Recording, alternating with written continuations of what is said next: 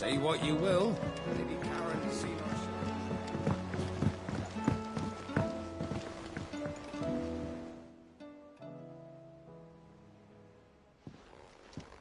Pining for something, boy. What is it? What do you see out there? I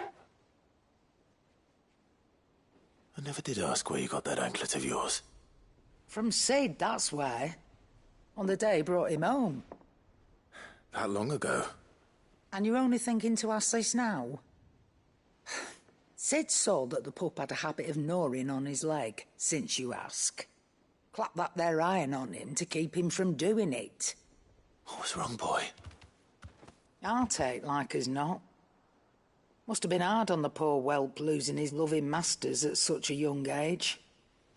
Doubly hard in being a frost wolf, torn away from his icons and all. Sid would always tell him, you want that iron gone, you find what it is you're looking for. I reckon what he were looking for was you. I'm sorry, Torgal. Sorry for making you wait so long. Let's get that thing off you.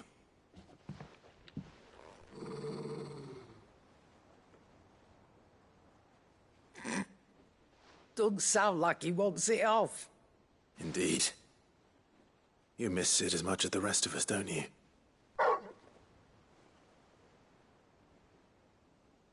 You want me to go with you somewhere?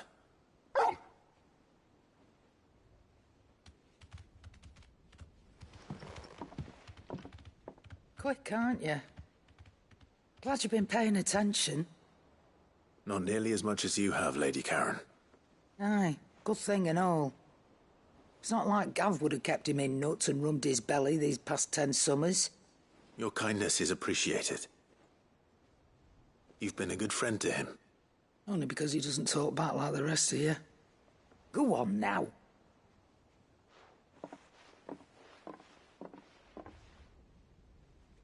Where to then, Torgal?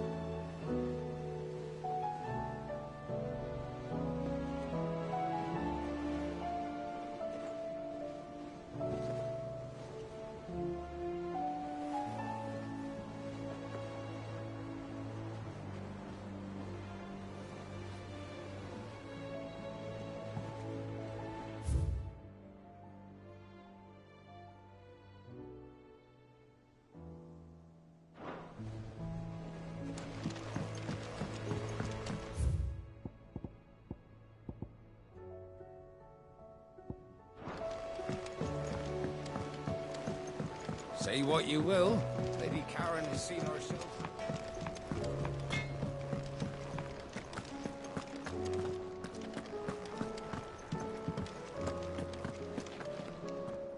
All right, Torgal.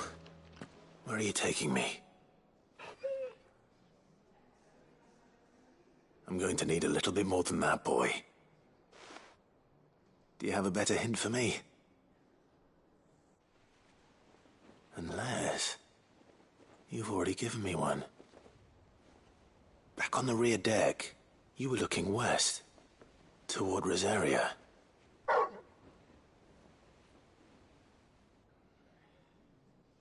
Why don't we try the rookery?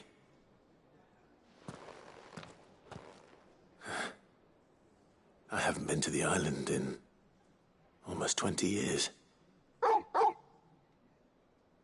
To Port Isolde, then. Fingers crossed the old mooring is still there.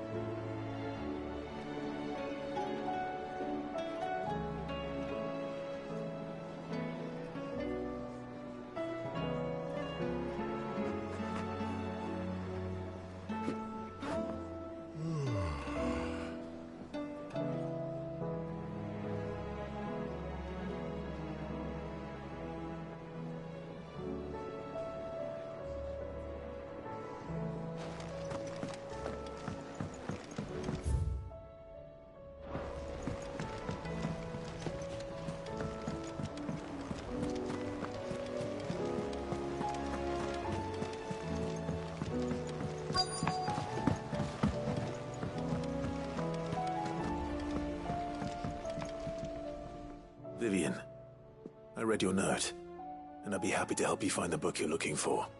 Thank you, Clive. But tracking it down will not be easy. Are you sure? Please. You have always granted me your wisdom and insight whenever I asked. It's only right that I return the favor. Or at least attempt to. You are too kind. Alas, what I ask of you is rather more trying than delivering the odd lecture. I spoke with Hippocrates to see if he had any inkling as to where another copy might be found, but perhaps it is best that you hear the details from him. If you say so. Forgive me, Clive, for asking this of you. But this book, it set me on the path to becoming who I am today. Its importance cannot be overstated.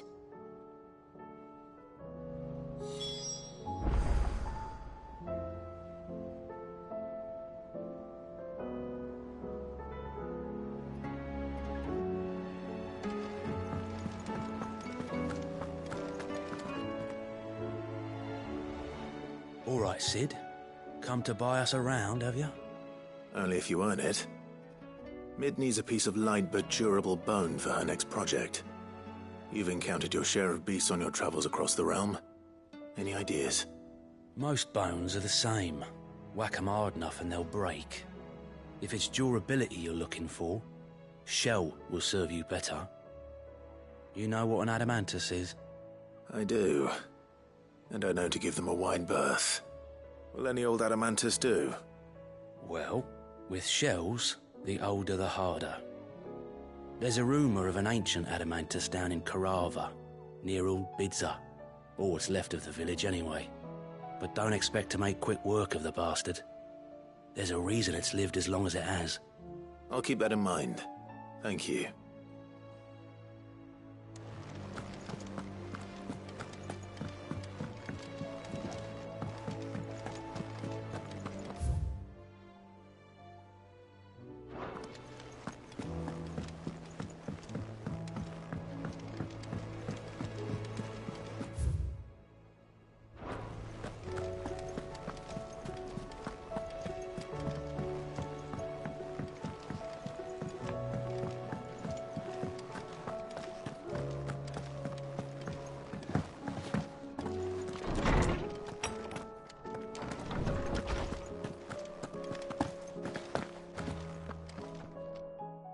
Clive, my boy.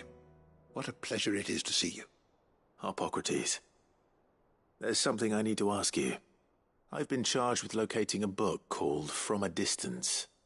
Then you seek a rare gem indeed. One whose name I had not thought to hear from your lips. you've been talking to Vivian. Right as always. But she didn't seem keen to tell me very much. I take it she didn't like what you had to say. And yet I gather it did naught to dissuade her. Clive, if the young professor has tasked you with obtaining a copy, I fear she asks the impossible. The executors would not allow it. The executors? Coveters of Secrets. A clandestine organization committed to the collection and intenebration of forbidden texts and technologies. One such text being the tome Vivian seeks, chronicling as it does the true history of the enslavement of bearers. A tale which could overturn the established order were it ever to become widely known. Or, so rumor has it. I've never actually read the thing, or even set eyes on it for that matter. How is it that I haven't heard of this organization? Why, secrecy is the executor's watchword. They lurk in the shadows, emerging only to seize that which must be seized, be it books, inventions, or people, before disappearing again, leaving nary a trace. Which would explain why Vivian's copy was snatched from her grasp not long after she found it. By the hand of the executors, yes. But what drives them? Self-interest or ideology? Fine question. Sadly, all that is known of the executors can be recounted in a single breath. You may just as soon ask me of their origins, numbers, or the identities of their leaders. Any answer I give would be pure speculation. Then my hunt was doomed from the first. What was Vivian expecting? That I'd pluck it from thin air? Not from thin air, no. From ash. Rumors of the executors are rife among the scholars of Storm, but rather less so across the strait. I have a friend. Well, I had a friend in the village of Garnick, a collector of rare tomes, upon which subject we would oft correspond. Alas, I have heard naught from him since the skies fell dark. And no doubt he, too, has turned. But, though he did not mention it by name, it is possible that a surviving copy of From a Distance yet rests upon one of his many shelves, quietly awaiting discovery. If you were, by some chance, able to save even a single book from the poor man's library, I know his soul would rest easier. Very well. When I next find myself in Waloed, I'll be sure to pay Garnick a visit.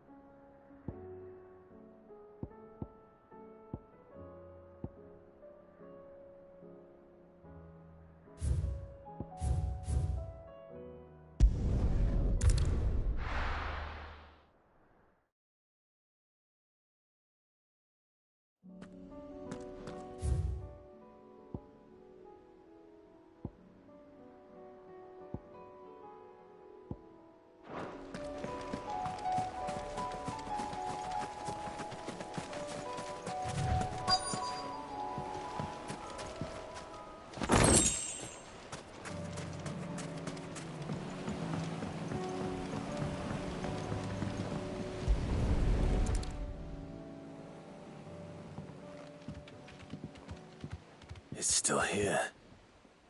After all these years. A lot smaller than I remember. And you're a lot bigger. You might have to swim, boy.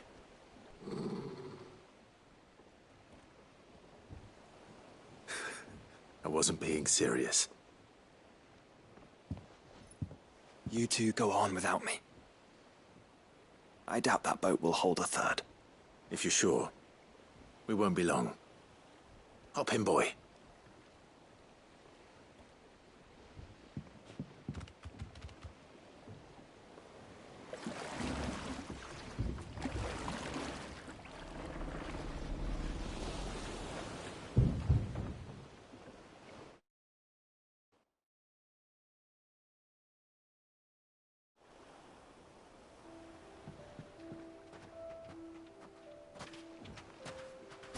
place hasn't changed at all. The rookery's right through those trees. Come on. Race you there? I bet I could still beat you.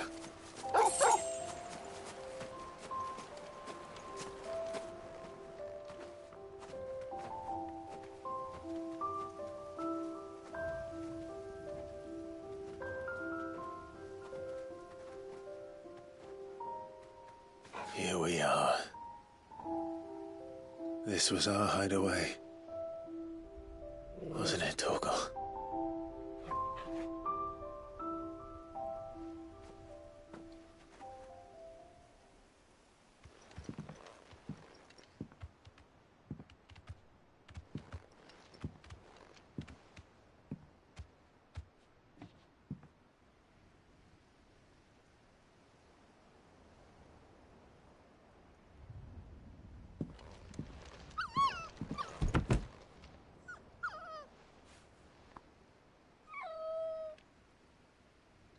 Coming here helped me to forget who I was. Or wasn't. Prince, shield. Son his mother could love. Had I been any one of those things? Perhaps.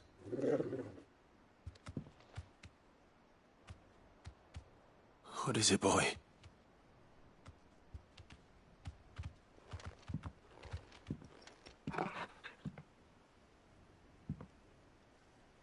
This is all from the castle.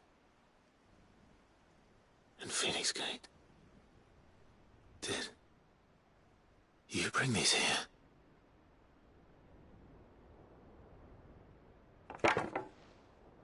My sparring sword.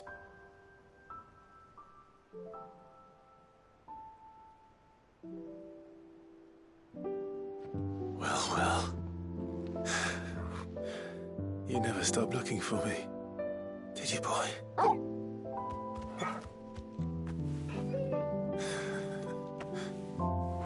Thank you, Torgal.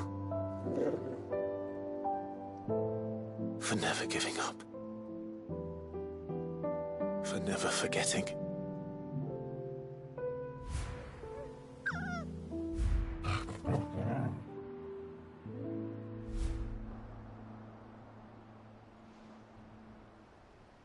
Let's take this with us, shall we?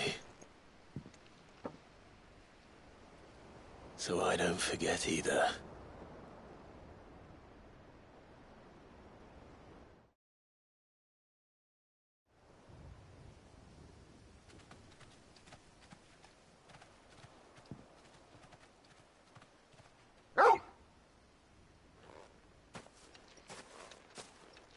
That's not the way back to the boat, Torgal. All right. I'm coming. I think I know where we're going.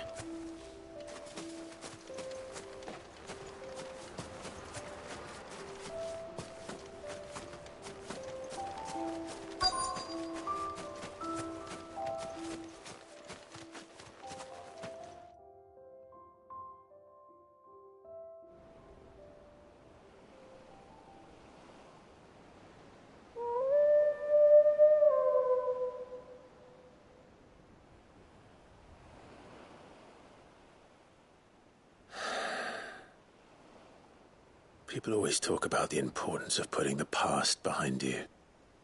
But without it, we wouldn't be who we are today. And we certainly couldn't steer our way to a better tomorrow. Come on, Torgal. Let's go home.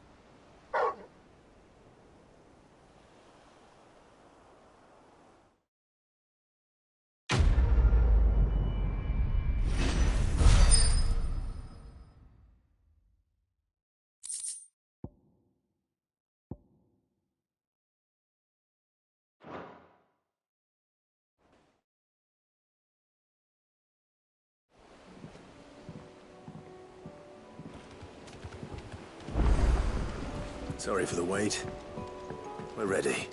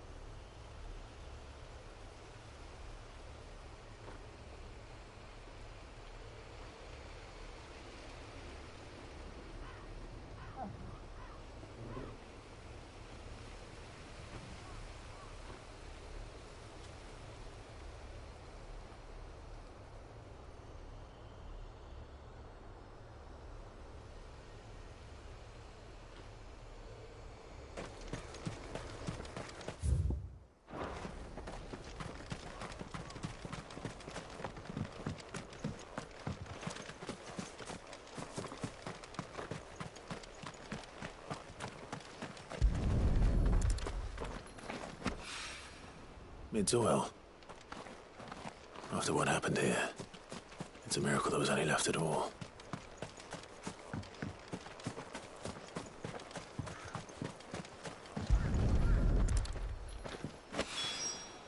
This should be enough.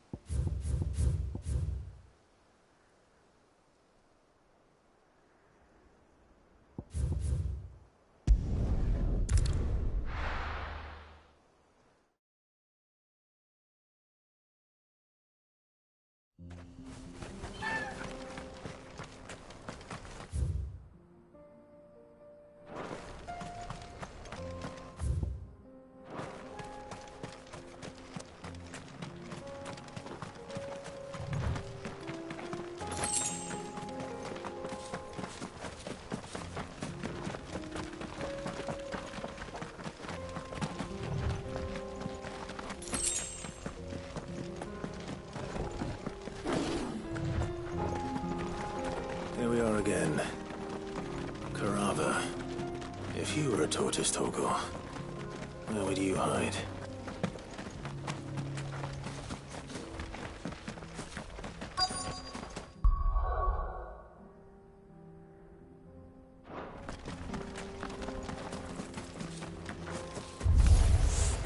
It looks like we found him.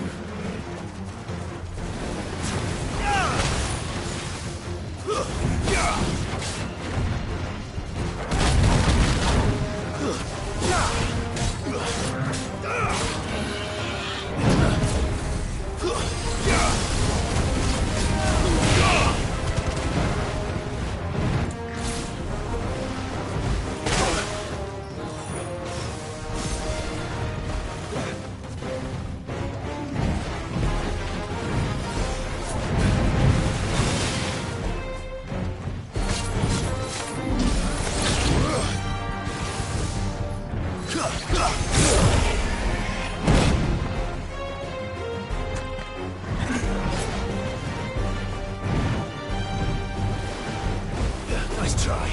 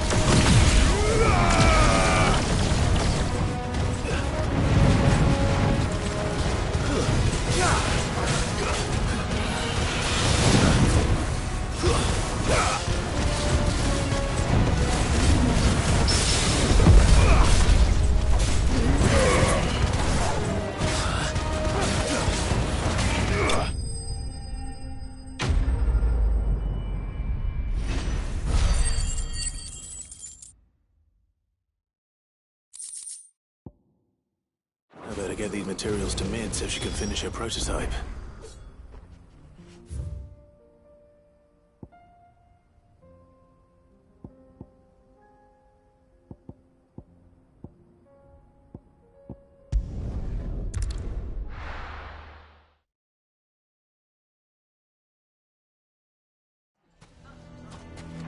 Why the hell would Victor take the bearer's side?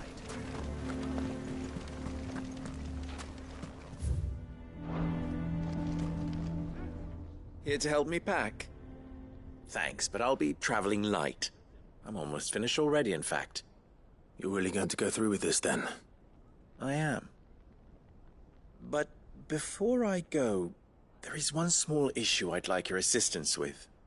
Well, two, in fact. If it's within my power to help you, I will. It's the children. I refuse to let them share in my disgrace. And if I leave them here, they surely will. Our friendship would see them ostracized forever. But I can't take them with me either. I can think of only one place where they are certain to be safe and provided for and loved. The Hideaway.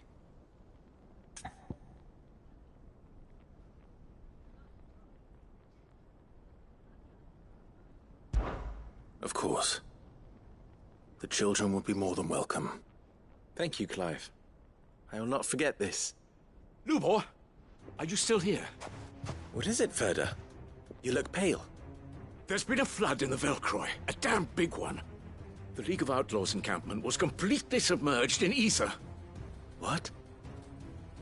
Every last one of the bastards has turned, and they're headed this way. Bandits are one thing, but Akashic bandits are quite another.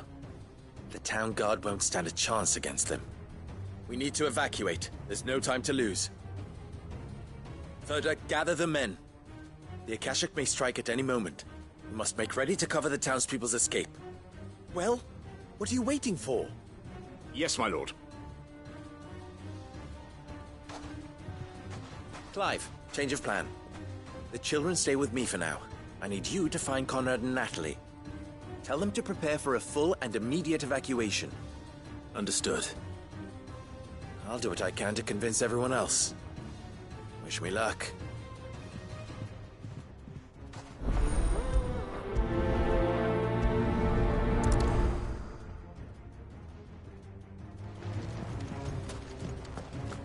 What's in it? You have to listen to me. They're coming. Why do they always have to make such a fuss?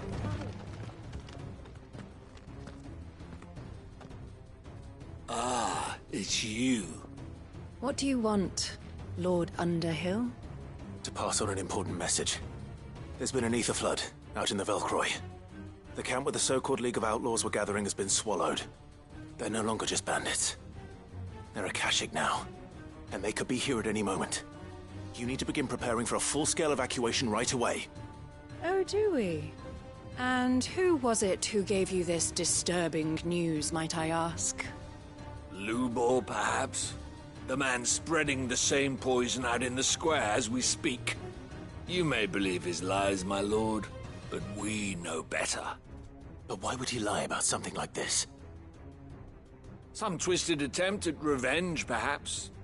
If he had not been unmasked, he may well have been elected our leader.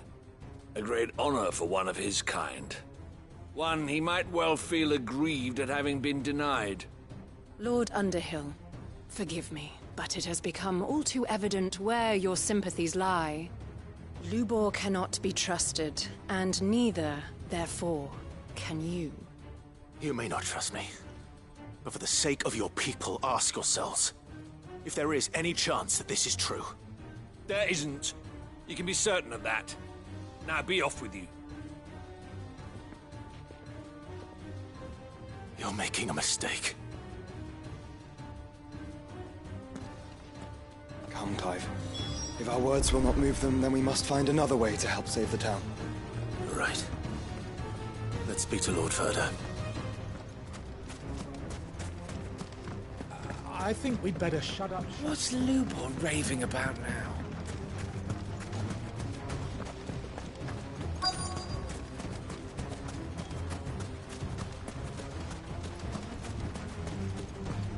Are you looking for something in particular?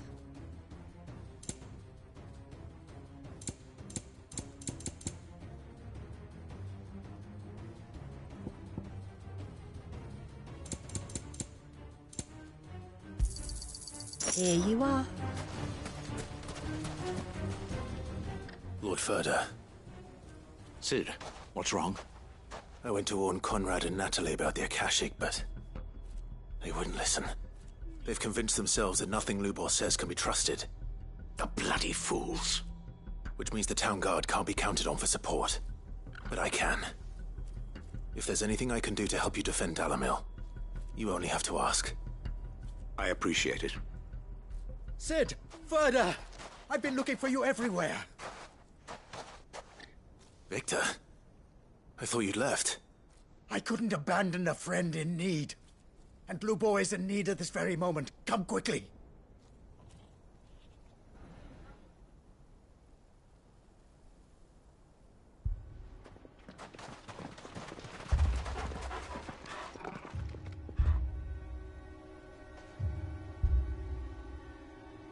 You have to believe me! The Akashic are coming! They don't eat, they don't sleep, they don't tire, and they don't care who they kill. They're unlike anything that's come before. There will be no parley, no mercy granted! We may have saved the town once, but this is different. I do not ask that you forgive me, but please believe me. If you do not run, you will die. You will all fucking die!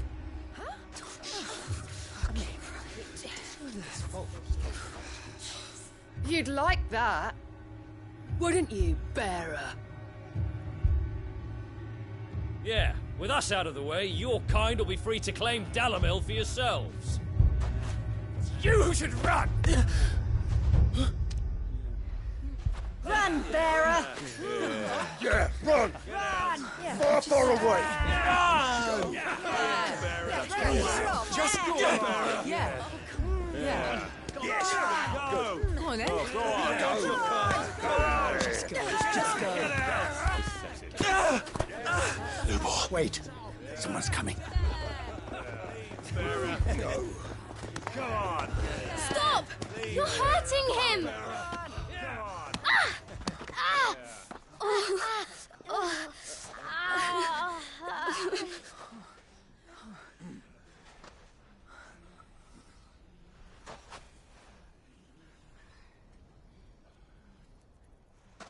What did Lubor ever do to you? He solves all your stupid problems, and he keeps all of you safe. You know there's nothing he wouldn't do for this town.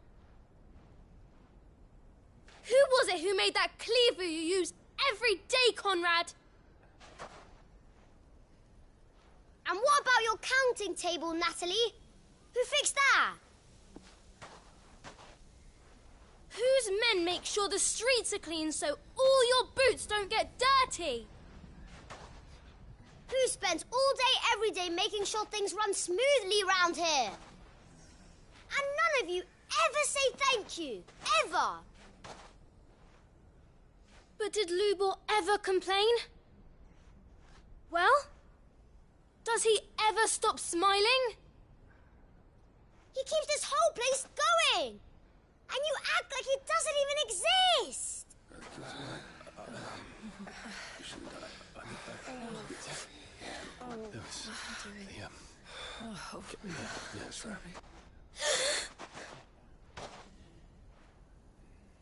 Lubor, we've heard enough. Wait! We will not run. The town guard will not abandon the very place it is sworn to protect. And I will not give up for lost the stores that we labored so hard to fill.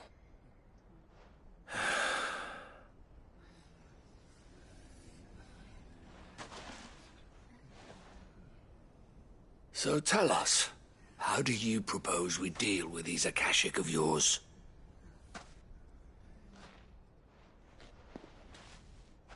We won't run, but we will fight. All right, then.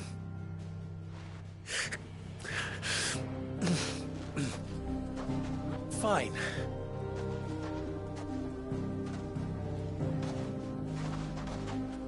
Gather round if you don't want to die.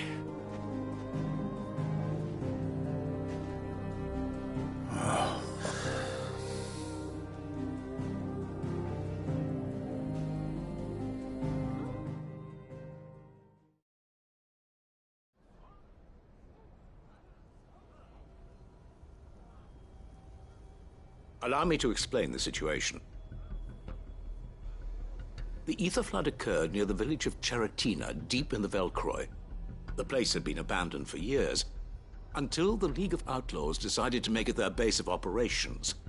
Now they're all turned, and if the scouts' reports are correct, heading in this direction. They are mindless monsters, driven only by hate and rage, and they are utterly unpredictable. With the bandits, we at least knew how and where they were likely to attack. When these creatures come, Dalimil will have the bitterest fight it has ever faced on its hands. The town guard will muster at the north gate. The rest of us will take the south. Both forces will provide men to serve as scouts and messengers, ready to spread word of the size and nature of the Akashic Force as soon as it is spotted. And as soon as it has been, we will converge on its position and see that it is driven back from Dalimil at all costs. Conrad, can I count on the support of the town guard? Always. I leave the selection and coordination of the messengers in your hands, Victor. And the command of our men in yours, Ferda.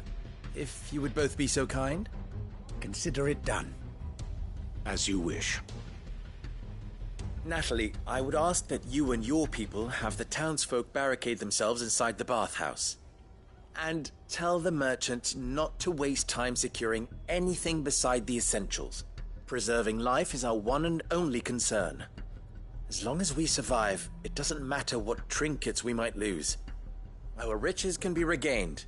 And if anyone doubts that, let it be known that the Briar's Kiss stands ready to cover any losses. Very well. I shall tell them. Where do I fit into this plan? Where else but the most perilous place of all? I would like you to travel to the home of our erstwhile League of Outlaws, Cheratina itself. The main host is most likely still there, and Dalimil will not be safe until it is eradicated, root and branch. A little gardening. How pleasant. I doubt it. I have a feeling these weeds will be particularly stubborn. Luckily, so am I. So you are. All right then, we all know what we have to do. Now it's simply a matter of doing it. For Dalimil.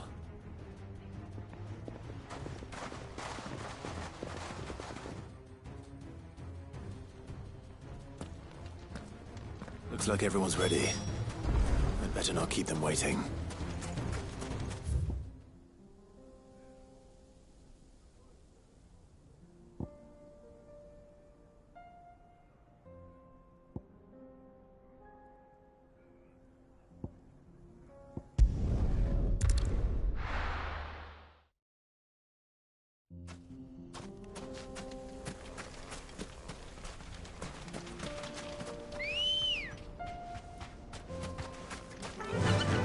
Fly, Ambrosia.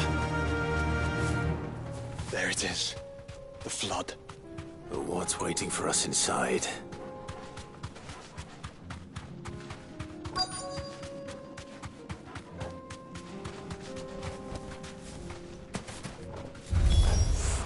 We can't leave a single one alive.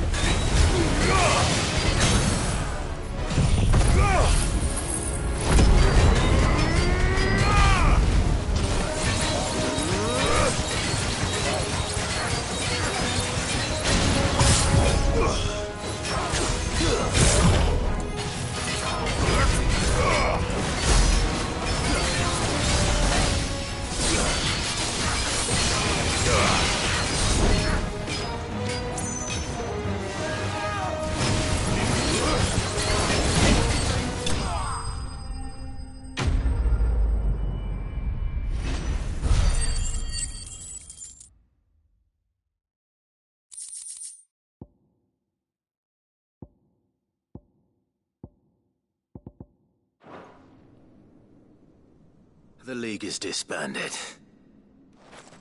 I should get back to Dalimil and see how the others fared.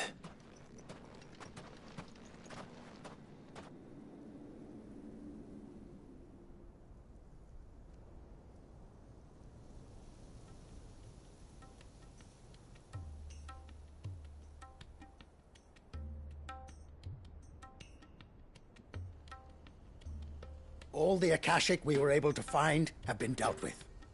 Seems that might be the last of them. Last of them here, perhaps. Lubo, Sir Clive has returned. Clive! What news from Charatina? It's done. Root and branch. I knew you wouldn't let me down. Thank you, my lord.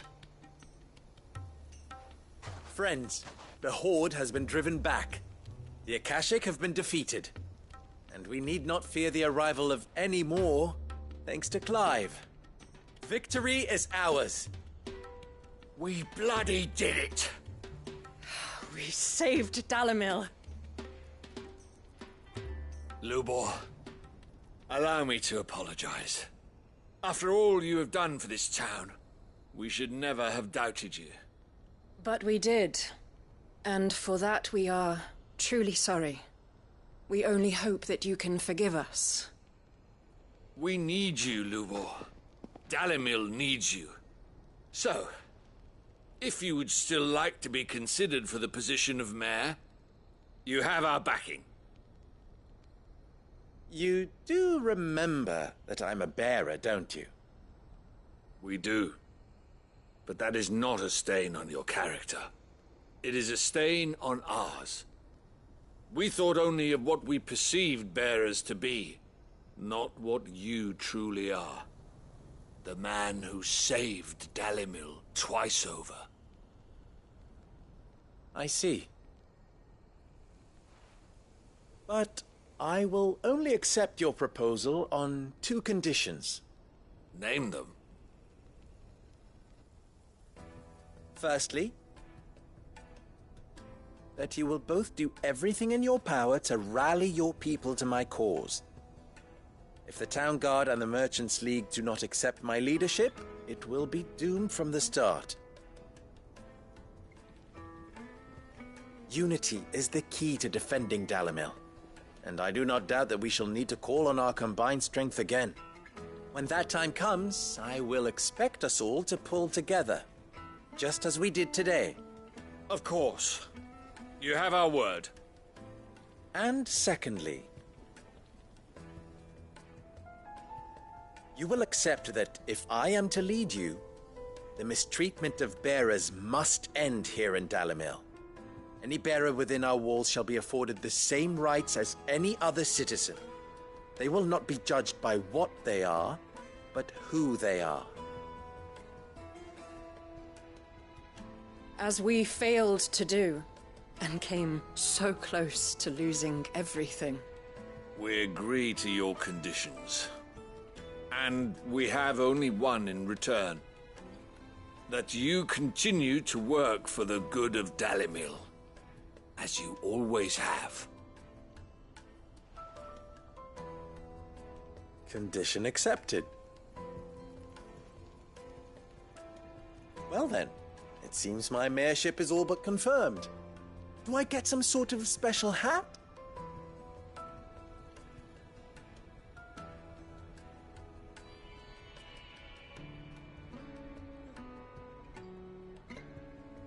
How fickle fate can be. Not so long ago, I had resigned myself to leaving Dalimil in disgrace. And now, I find myself her leader. Here. For everything.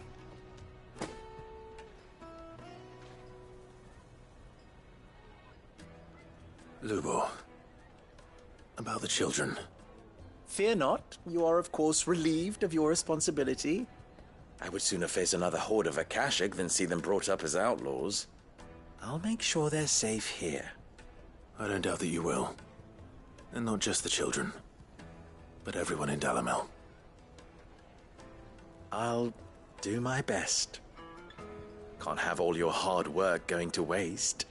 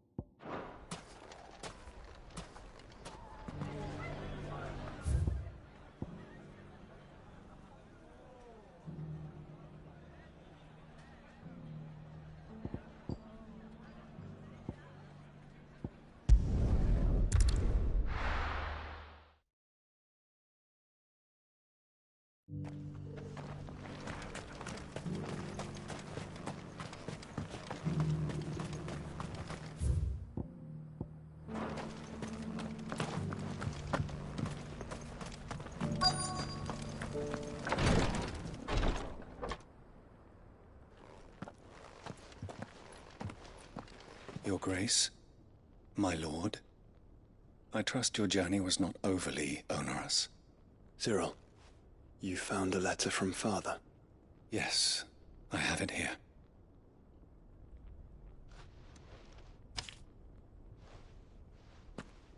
If you would do us the honor, my lord.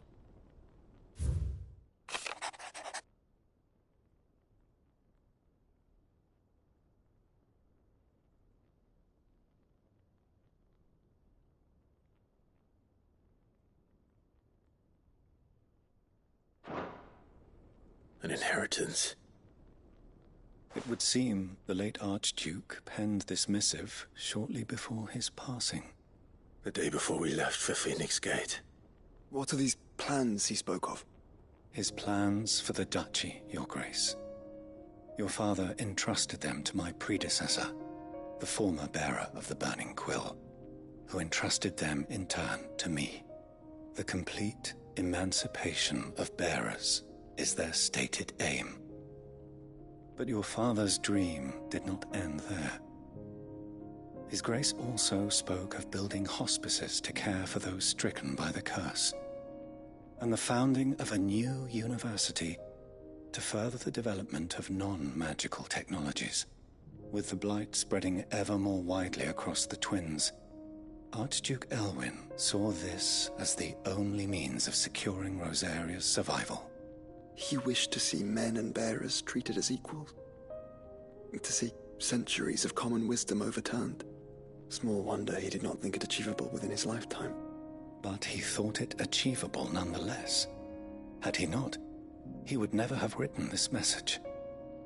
Nor would he have entrusted his vision to his most faithful aides, those who would have stood with you, shielded you from the machinations of the less benevolent personages at court. It's a pity only they are still with us. 'Tis true that those most loyal to your father were the first to suffer the Duchess's wrath.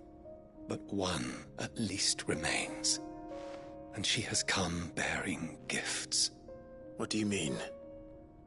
Mayhap it is better that she explain, my lord. After all, the duties entrusted to me by my predecessor extended only to recovering His Grace's will and arranging a meeting with the one who might execute it, or a part of it at least. And where is this woman? She awaits you in the archive, Your Grace. Thank you, Cyril. Shall we then?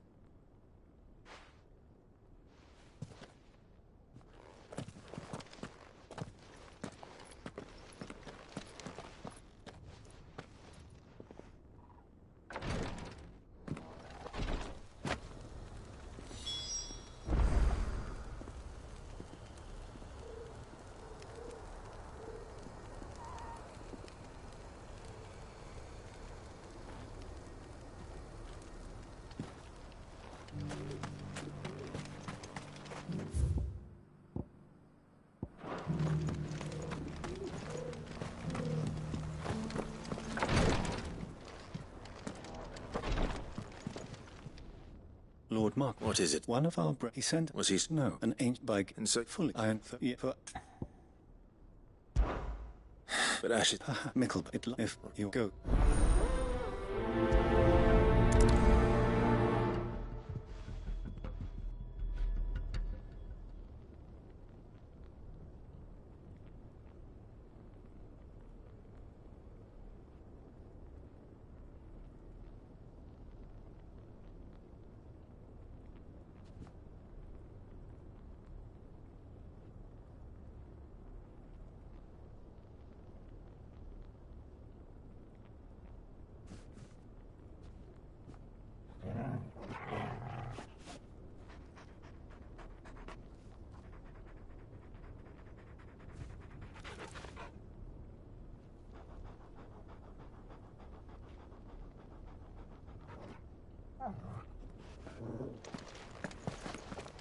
If this new faith really is an offshoot of the Circle of Malleus, then... Let's concentrate on finding the third chair first, shall we?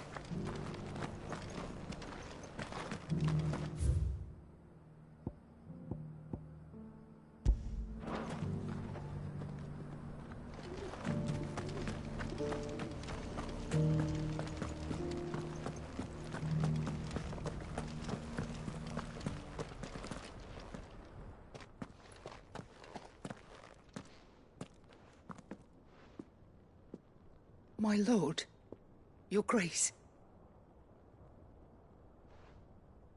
I hardly recognize you. I am Goditha, retainer of House Rosfield, loyal servant to the Phoenix and his shields. Your father, the Archduke Elwyn, entrusted me with the delivery of a gift. I only hope you can forgive my tardiness in bringing it to you. Lift up your head, Lady Goditha. You have our gratitude for your service to our house and to our father.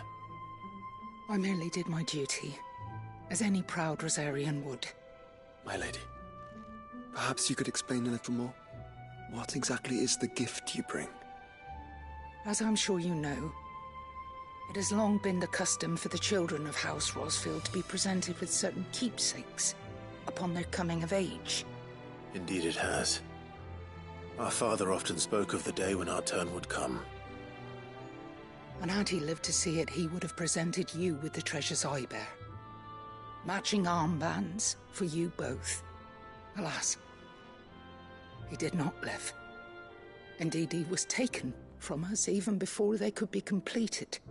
He had intended to claim the Heartstone with which each armband was to be finished himself, but it was not to be. And his gifts remain incomplete.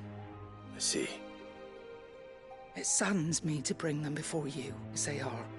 It was your father's wish that you be presented with the finished articles, not these, works in progress. But with his grace long since gone, and the stone left unclaimed, I had little choice. You are grown men now, and his house is yours. And while I would not presume to insist upon your claiming the Heartstone in his stead, I know that nothing would have pleased him more than for you to do so. Thank you, Lady Goditha. What say you, Clive? What else? Of course, my lady. May our father's will be done. Oh, I am much obliged. Do you know where we might find this Heartstone, my lady? I do. Though it may be a matter of a good deal more than simply happening upon it. It is found in the bellies of elder griffins, you see. We do at least know where to find one. A certain specimen has made its nest in Titan's Wake, not far from here. A certain specimen? You are most perceptive, Your Grace. In answer to your unspoken question, yes. In fact, this is the very same beast your father meant to slay. I have been tracking its movements since you were but a boy. Were you to slay it in his stead, as men of House Rosfield, it would surely make your father proud. What say you, Joshua? What else?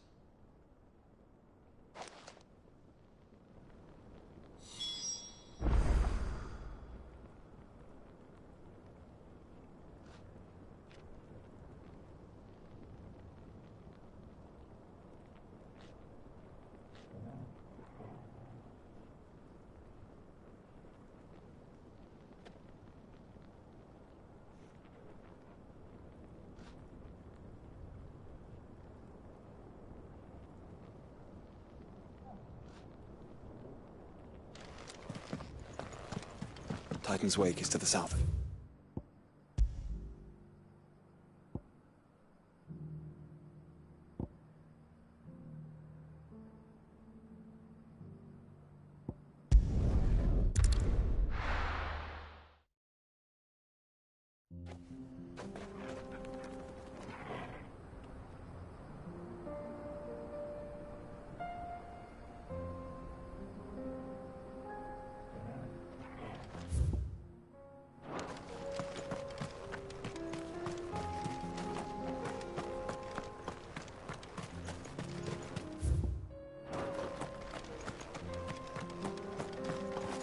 Better already.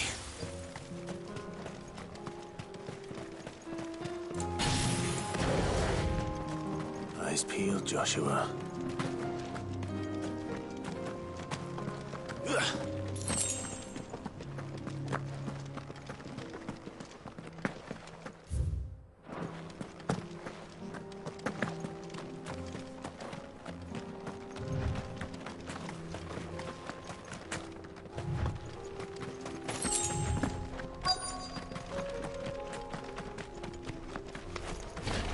There it is. The House Rossfield.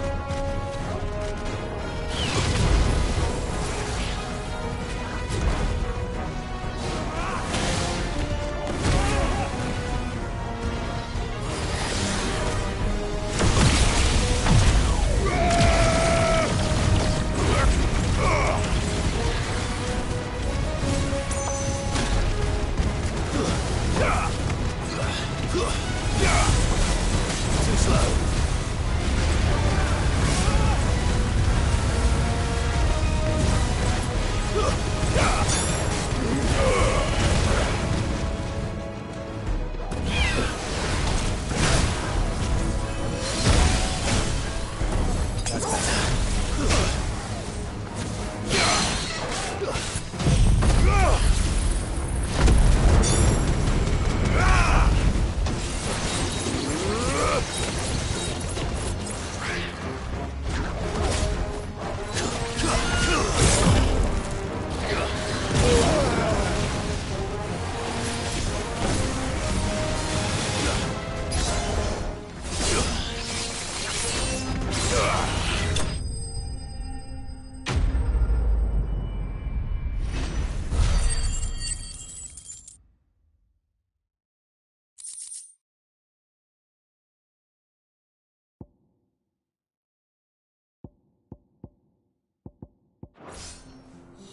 this the Heartstone?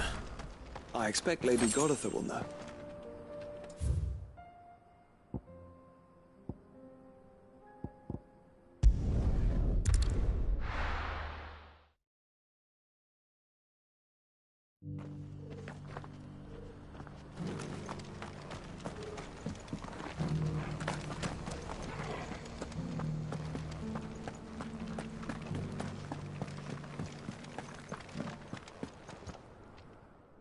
Thank the Founder you were safe. The Griffin is slain then? And the Heartstone claimed.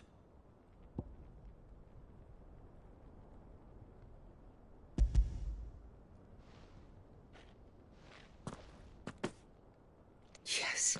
This radiant luster, like frozen flame, it is just as your father described it. Thank you, my lord. Your Grace. Your father would be so proud. Lady Goditha, the lapidary is ready. Thank you, Cyril. I will be with him shortly.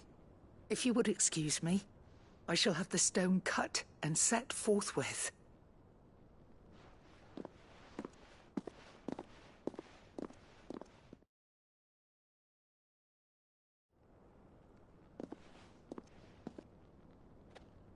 The armbands are complete. Pray, take them. They are yours, after all. Heartstone is harder and more enduring than garnet, or even ruby. It symbolizes unwavering will and devotion. And the graven vines encircling the stone represent the unbreakable bonds between you.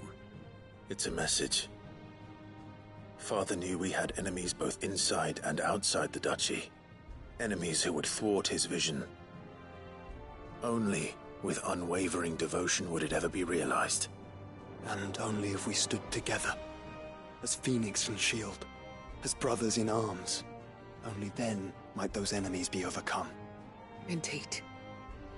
His Grace knew the enormity of the task he would entrust to you, his heirs. But this was more than just a message. It was a promise. That he would always be with you. Thank you, Lady Goditha, for remaining the steadfast custodian of our father's will. Forgive me, my lady, but there is something I don't quite understand. The Undying told me that after Father died, Mother claimed all of the ducal treasures for her own. Even if the armbands were incomplete, she would surely not have overlooked them. So, how were you able to keep them from her? Because I was the keeper of the vault. Though I was but a lowly servant, your father spoke to me of his intentions for the bands, of the deep love he had for both of you, and his hopes for your future. In the days before the disaster at Phoenix Gate, I discovered that the Duchess had ordered her jewelry be sent away from the castle. It was then that I knew she meant to betray us. I tried to warn your father, but it was too late. When word of the fire reached Rosalith, I knew my time was short. So I took up the armbands and I fled into the night. And thank the Founder you did. Yet my duty to your father was incomplete. Not knowing what else to do, I followed the Griffin, thinking I might claim the Heartstone on its passing. And so my pursuit continued, until Lord Cyril appeared before me. He informed me that His Grace's will had been recovered, and that his sons were alive and well. Lady Goditha, on behalf of my father and all the people of Rosaria, I thank you for your loyal service. As do I. Thank you, my lord. Your Grace, for coming back to us, for giving my service meaning.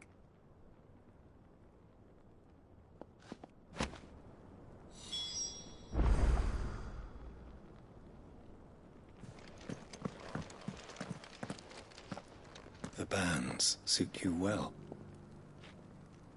It must be gratifying to finally receive the inheritance that was denied you for so long. It is. And we thank you for the part you played, Cyril. If you would permit me to play my part a little longer, might I suggest that you make your way to your father's memorial atop Hawk's Cry Cliff. Let him see that you have received his blessing. and that his vision lives on in you. I suppose it would be churlish not to. What do you say, Clive? Should we pay Father a visit? I think we should. I was hoping to be able to offer him my thanks before we left for Origin. Your father's helm is enshrined there. It has been since the day we recovered it from Phoenix Gate. I prithee claim it, for it too is a part of your inheritance, and I do not doubt that your father would prefer it in your hands than perched upon some lonely rock. Thank you, Cyril.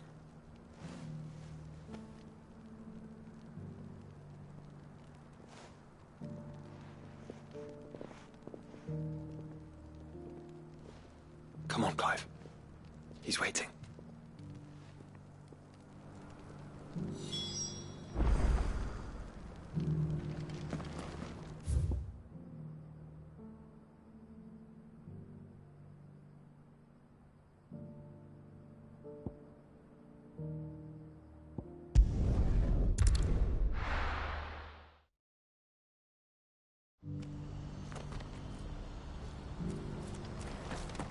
Do you see that too?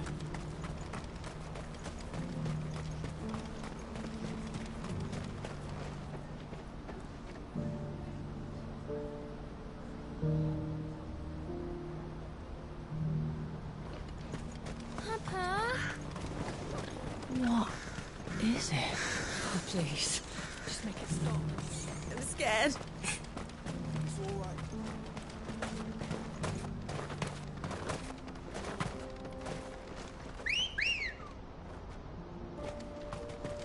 Ready, go?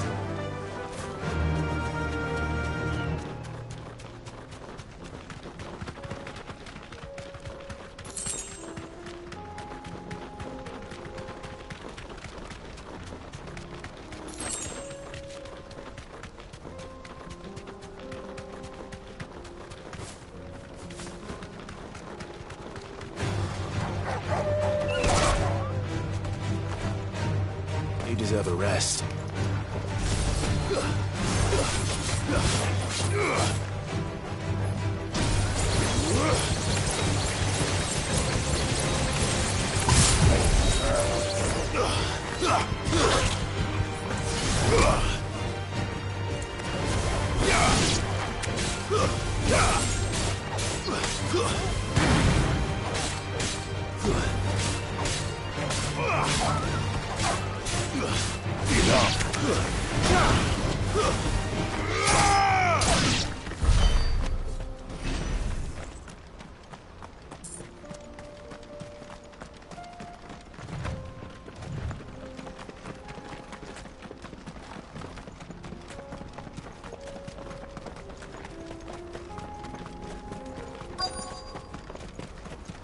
Can't be Rutherford, can it?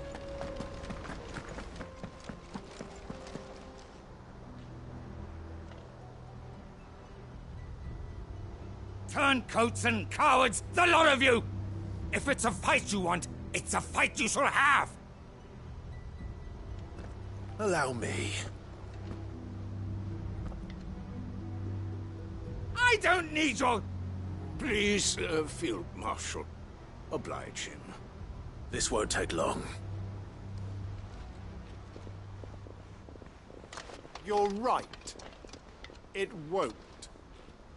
Men, finish him.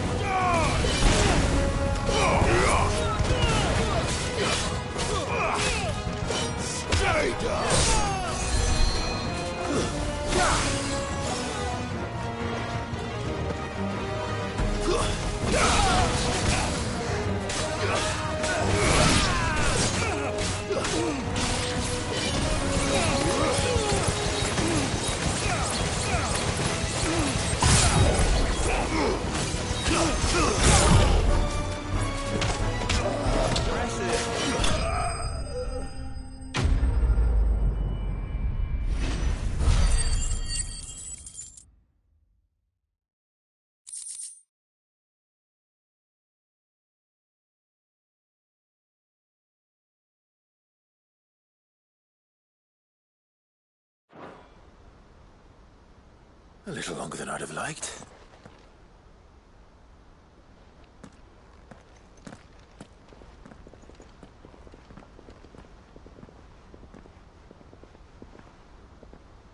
Field Marshal Havel, I presume. Are either of you injured? No, my lord. You arrived just as our escort turned on us. Fucking traitors. I'd heard reports of soldiers in the outlying regions abandoning the oaths they swore. But I hadn't thought the corruption had reached so close to the heart of the Republic. It's a fucking disgrace. Your interfering old bastard of an uncle tried to warn me, of course. My lord Marquis. Or is Sid the Outlaw more to your liking? Call me what you want. It doesn't change who I am, or the urgency of the message I bring. My uncle has a plan to right the realm, and he needs your help to see it through. Before I agree to anything, I'd have you answer one question. What do you stand to gain from all this? I won't deny that I might benefit from further chaos. But I seek a new beginning for all of us. And while the choices I've made may not always have been the right ones, I know I made them for the right reasons. For so long, so many of us have been told how we could live, how we could die, when it should have been our decision all along. Now we have a chance to put things right. But in order to take it, we must stand together. Even if it be beside those with whom we don't see eye to eye.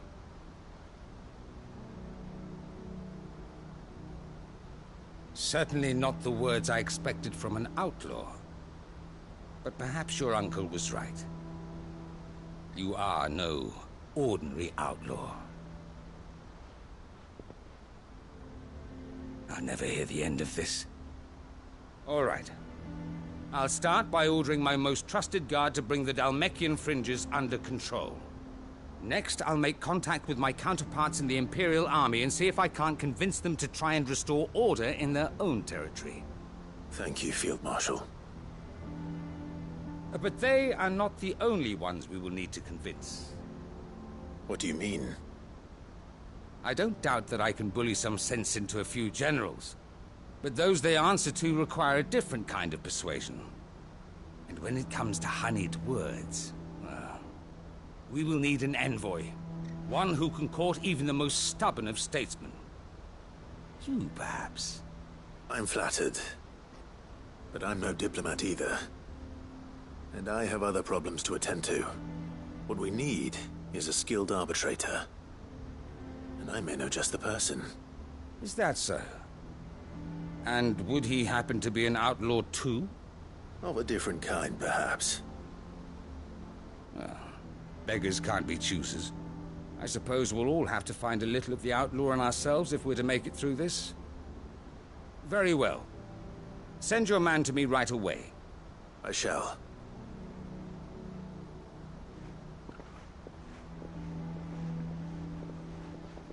My Lord Marquis.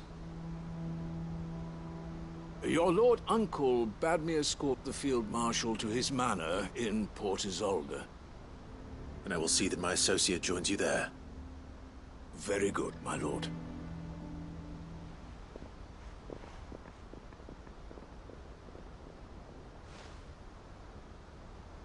Huh. An envoy. I'm not sure I'm the man to talk anyone round. I can barely convince my brother to take his medicine. No. This is a job for someone with experience. Someone like Quentin. I hope I can convince him at least.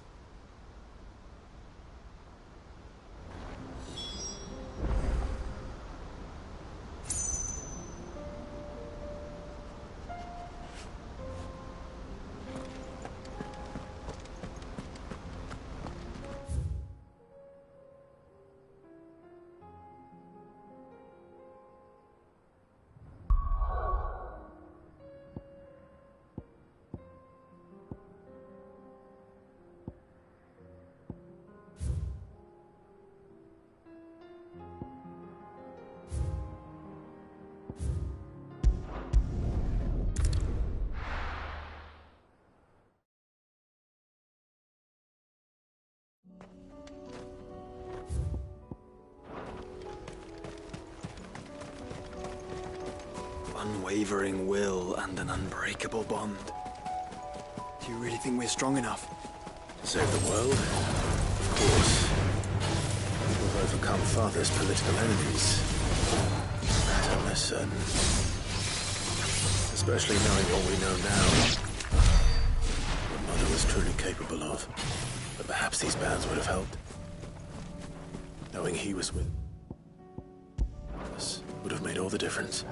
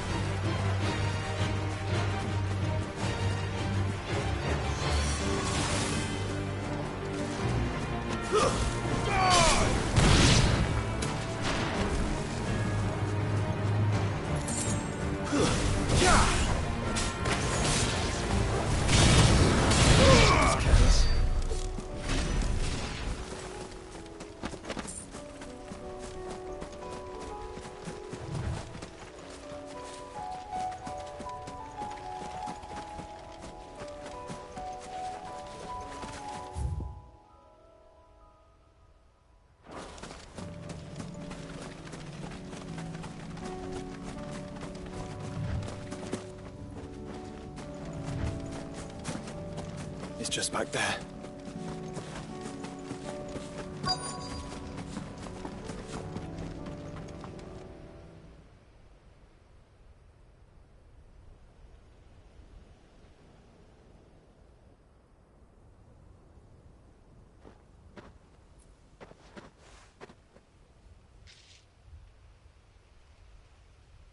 Father always fought for what he believed was right.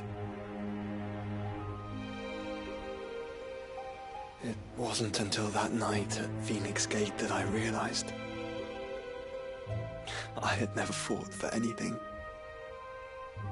I always had someone else to do the fighting for me.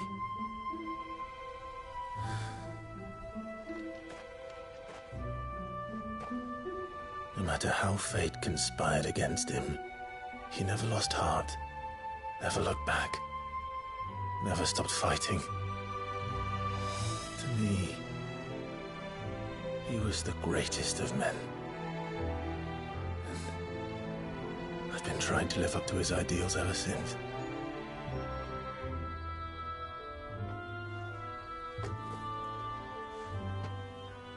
We all have, Clive. We all have. And we'll keep trying. Because that's what he would have wanted. What he would have done himself. Even if it meant standing against the very gods in the heavens. I shall be borrowing this, Father, if I may. That you might watch over us as we follow in your footsteps.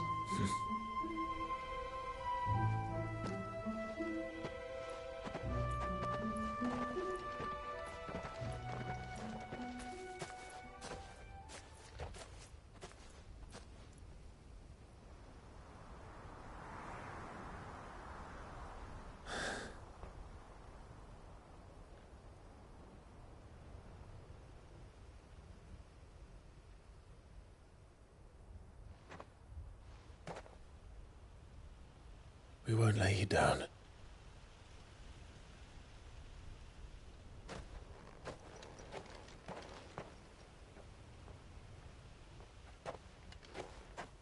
Onward then. Onward. To the end. And to a new beginning.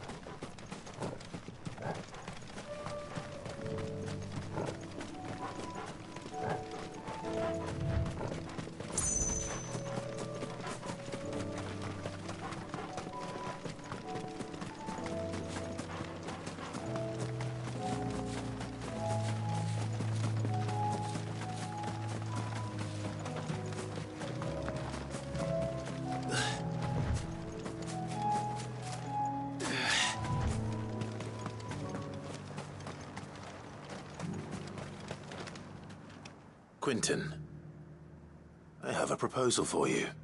Do you now? Something tells me you'll be asking more of me than a cask of Gotand gold. Go on then. Propose.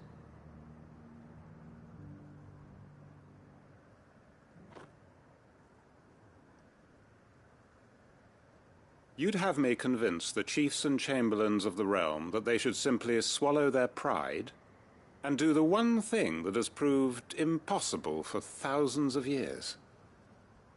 Was there anything else? Perhaps I can fetch you a meat pie as well. I know it's a lot to ask, but I can think of none better suited to the role. And you'd have me give up what little I have left to do it. I told you, Clive. The people of Lostwing are my family, and I cannot abandon them. You'll have to find someone else. I'm sorry to hear that. So am I. And why might that be? What he's asking. How's it any different to what you've done so far? They want you to speak for those who can't speak for themselves. That's what you do best. If it's the vineyard you're worried about, we'll see that the grapes are picked and the tons filled. You know we will. It's not that. Then what is it? You said yourself we're family. Don't you trust us? You know that's not what I'm... Then what are you saying? That only we are worth saving? Why turn your back on everyone else? You convinced us we could build new lives for ourselves, and if you can do that, who's to say you couldn't convince the entire realm? A stirring argument. I fear that any rejoinder I make might fall somewhat flat by comparison. So you'll join us? Where do you need me? Field Marshal Havel will want to speak with you in person. He's currently in Port Isolde. I can arrange for a party of Cursebreakers to accompany you there. That would be very much appreciated. I hear the roads are far from safe these days. Hopefully not for long. My uncle will want to know that his plan is taking shape.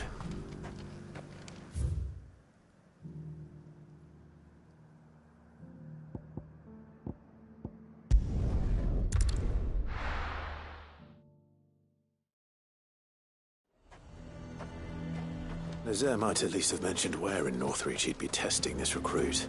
He'd have our coin, our stock enough.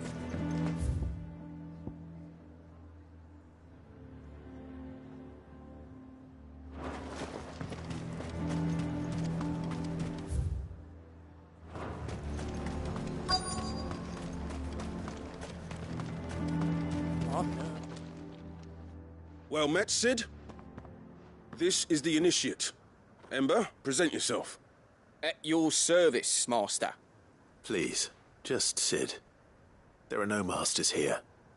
Your life is your own. Oh, of course. Thank you, Sid. The sergeant says you'll be evaluating me at my trial. To become a scout, yes. You are aware of the dangers inherent in that role. I am. But I swore I'd face them. Just like the man who saved my life. And who would that be? Gav. It was him who found me and freed me. No magic, no support, just one man and his nose. Came and sniffed me out. It taught me what one man can do if he puts his mind to it. And I've been training ever since, so that one day I can be someone's saviour, just like Gav was mine. I'm sure he'd be flattered. You clearly have good intentions, Ember. And it sounds like you're under no illusions. Stick to this path and you'll make a fine Cursebreaker. So, what? Have I passed? You haven't even started yet. Now listen.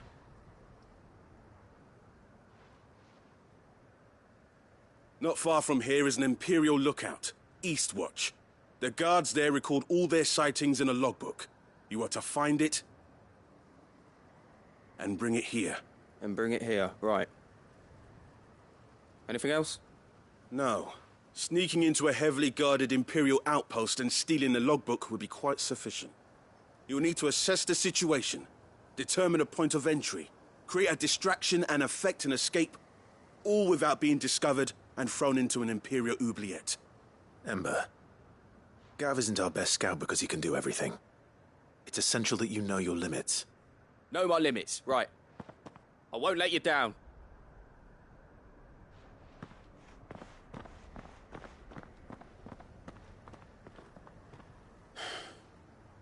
It shouldn't be as dangerous as I made out. But keep a weather eye on him all the same, would you? On my way. All right, Ember. Impress me.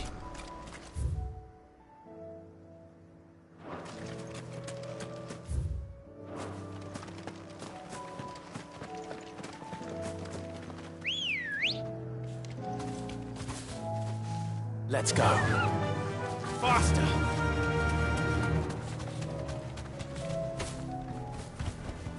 I can walk from here.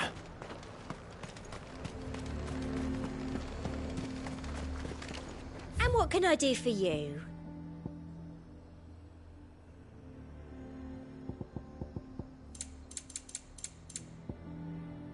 Shouldn't you make a bit of space in your bag first? I do like a customer who knows what he wants.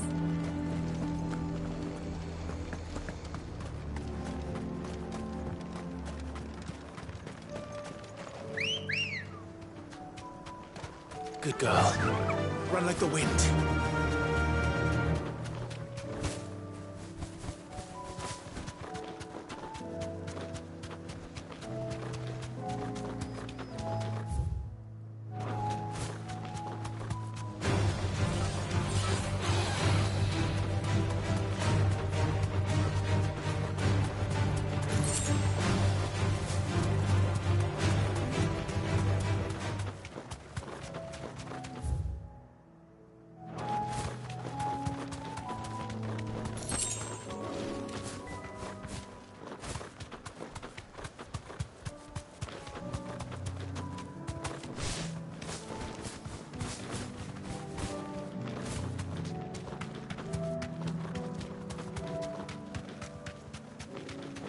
These are clean kills.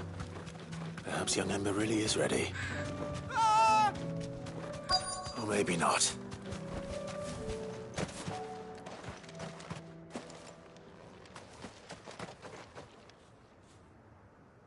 Damn it. Ember, draw your sword! I can't! Then run! If you want him, you'll have to go through me.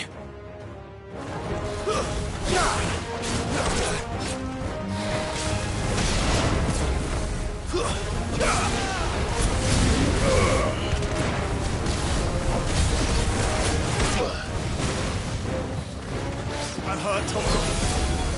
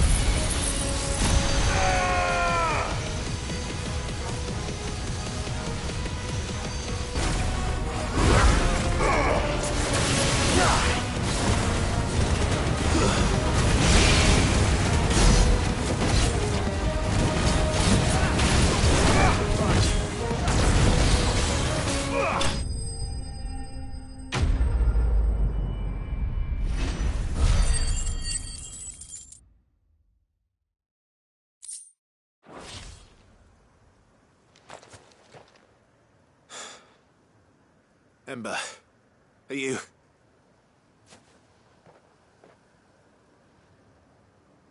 Gone. Of course. Scouts really are a rare breed. Back to Northreach it is, then.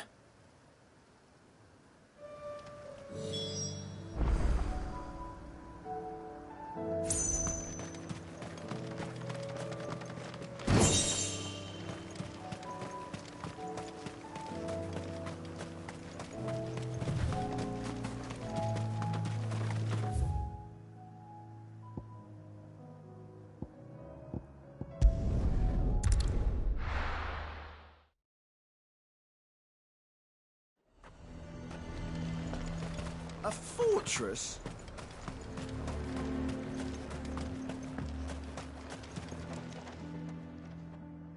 I didn't expect you back so soon. Where is Ember? How did he fare? I thought I'd find him with you. He must have fled. I followed him to Eastwatch, where I found him being set upon by a wild Avis. He was just standing there. Didn't even draw his sword. I had to step in and take care of things. But by the time I had, he was nowhere to be seen. I assumed he'd set off in your direction, but apparently not. I'm sorry, Sid. I knew the boy had a nervous streak, but he seemed like... The right man for the job? I believe this is the logbook you tasked me with retrieving. Hey? How did you... Don't you tell me you breached the tower while Sid was busy saving your skin. What? Wasn't that what you asked me to do? To bring the thing back without getting caught? He has you there, Nazaire. And he did it all on his own. But Sid, he did what he thought was best. And now I have to decide whether I agree. Of course. We'll await your evaluation back at the hideaway. Don't you leave my sight. Yes, Sergeant.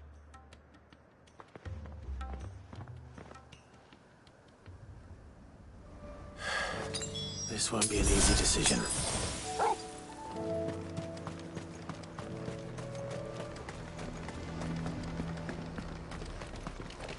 And what can I do for you? An excellent choice.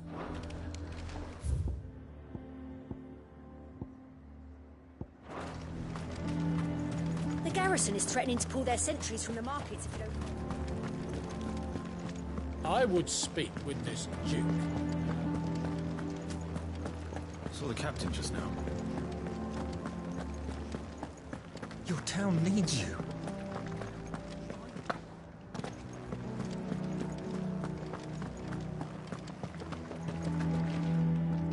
Do you have a moment, Clive? What is it? It's the Duke, unsurprisingly. His Eminence has assumed full control of the garrison and put every able-bodied man to work on the fortifications.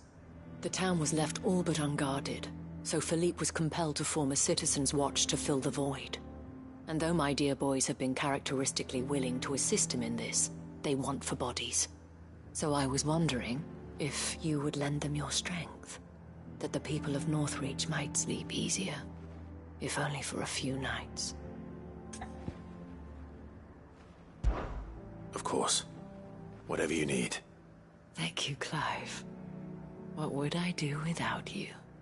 Philippe told me he had men stationed at... Where can I find the mistress of this establishment? Here, my lady. To whom do I have the pleasure of speaking? My name is Sabine, and it is my displeasure to be the daughter of the Duke of Oriflamme, who I understand is causing you and your town no small amount of trouble. I wish to speak to you about what might be done. Very well. Let us speak. I trust you'll forgive me, Clive. Absolutely. Our conversation can wait.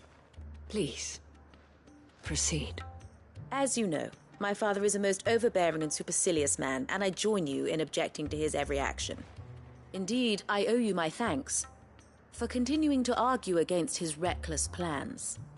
Yet I fear he is not one to be swayed by reason. No. He must be made to face the consequences of his actions. And who would make him do this? I would. Myself and several other like-minded individuals. Were you to join us, we would surely have the strength to drive him from Northreach for good. Does that not seem a trifle... drastic? Drastic action is precisely what is called for. Unless you are content to see your people downtrodden and dispossessed. My father would have it that citizens exist only to serve the Empire. That they should be forced to make every sacrifice to ensure her revival. But he is wrong. It is not the people who must serve the Empire, but the Empire who must serve her people. He's always been like this. scornful of the opinions of anyone he judged beneath him. But he cannot be allowed to ride roughshod over the common folk any longer. We must fight him, by all possible means. Fight him? No. My purpose is to quell the tension in Northreach, not to stoke it. Respectfully, my lady. Our only chance of saving this town depends upon every one of us uniting against our common enemy. Your father and his followers included. While I understand your frustrations, I cling to the hope that he may yet be won round. False hope, I assure you. But I see that your mind is made up. I shall bother you no longer. If you will extend me the same courtesy, I bid you good day. She certainly has spirit. Indeed. But unfortunately for us, that spirit is only likely to harden the Duke's resolve, which may be enough to seal the fate of this town. Not that she cares. This is all about her and her father. Families. I'm sorry, where were we? Ah, yes. I was about to tell you of Philippe's plans for the town watch, but perhaps it's better that you heard them from him. I believe he's in the market, if you'd be so kind as to seek him out. Right away. It's just a pity I cannot join you. I'd like to see the two of you in action together.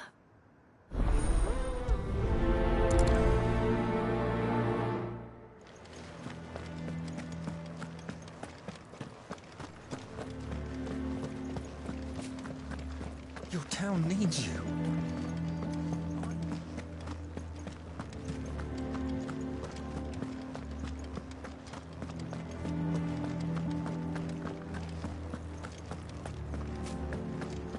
What does the dame have to say about all this? So you are content to abandon the people to their... Please, I beseech you. If you are a true son of Northreach, you must fight to defend your home. That's exactly what I am doing, milady. Or trying to, at least. The land is crawling with fiends, and someone has to keep watch. Even when our true enemy is hiding in the garrison? Fine. You're not the only able-bodied man in Northreach. Thank you so much for your help.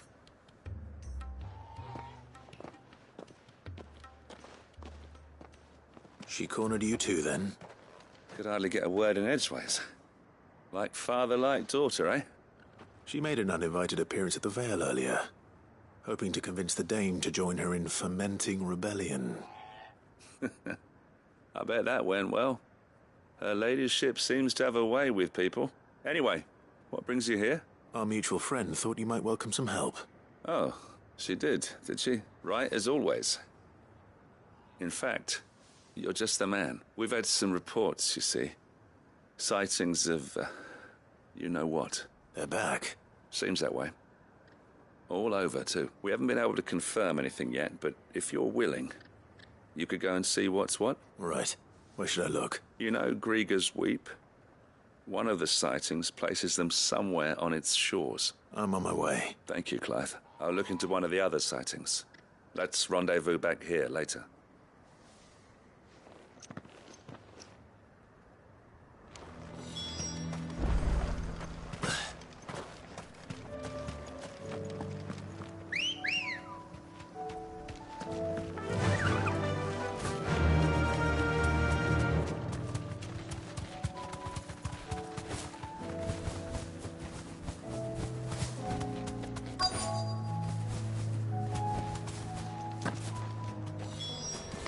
Damn it. The reports were true. I need to stop them before they get to the town.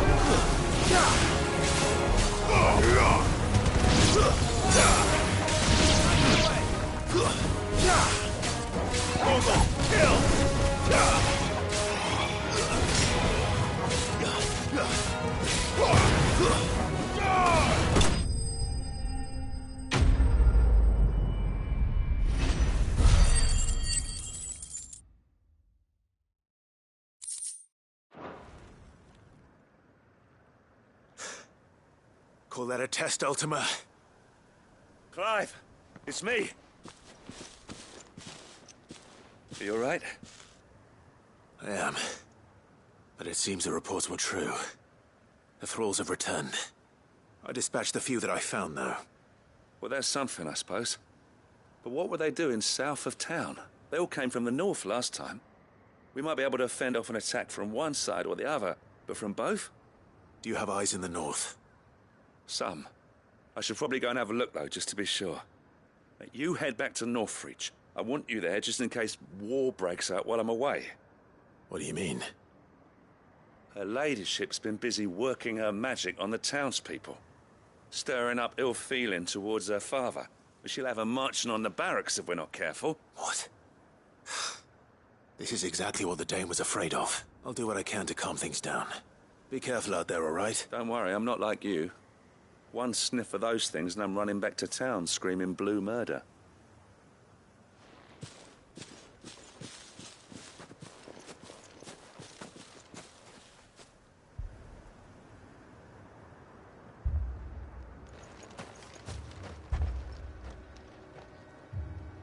Do you not see, Father? The people of Northreach have given enough, and only a fool would ask for more. Listen to me, Sabine. Where would our people be without their country, hmm? The Empire is their sword and their shield. It is she that ensures they can live without fear. And now she teeters on the brink. Without their sword, how will the people fight? Without their shield, how will they protect their kin?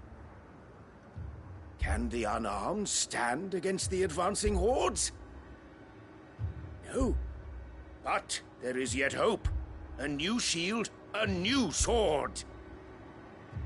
A new empire. We can rebuild Sandbreck, just as Great Griga wills it. Perhaps we could, Father. But we don't want to. Not if it is built on the broken backs of the people. Please, let us not quarrel in the street. You must see that no good will come of this. Our fight is not with each other, but with the threat that draws ever closer to our gates. A threat that your sword has yet to rid us of, Your Eminence. You will hold your tongue, whore! You may have filled my daughter's head with your heresy, but I will not be corrupted. Corrupted? Your daughter's opinions are her own, as you would know if you had ever deigned to listen to her. At least I hope they are your opinions, and not posturing born of a family feud. Northreach deserves better than that. Northreach deserves better than you, Carla. Yes, I know who you are. The slut of Twinside who bedded a Branded.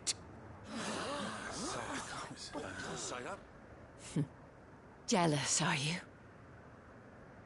That a woman might choose a bearer over a pious man of Griga. Clive! I met a swarm of thralls coming south from Oriflamme. Hundreds of them. Too many to count. No. Work on the fortifications has scarcely begun. We will retreat to Caernarvon and there make our stand. Did you hear me? That was an order! While this is but a heartfelt plea, let us make our stand here and protect our homes. Protect those that we love. Together, for Northreach!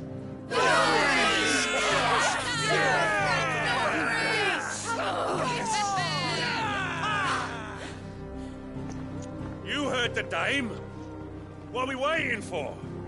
Pikemen to the gates. Archers to the roofs. Quickly, come on!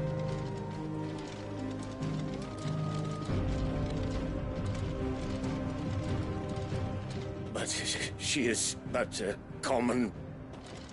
whore, yes. And we'd follow her to the gates of hell.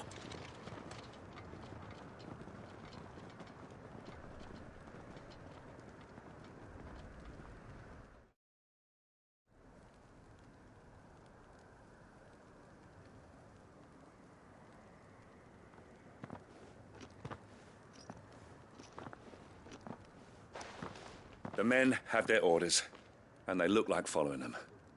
I got them spaced out at regular intervals. Whichever direction the thralls strike from, there'll be someone there to meet them. Thank you, Philippe.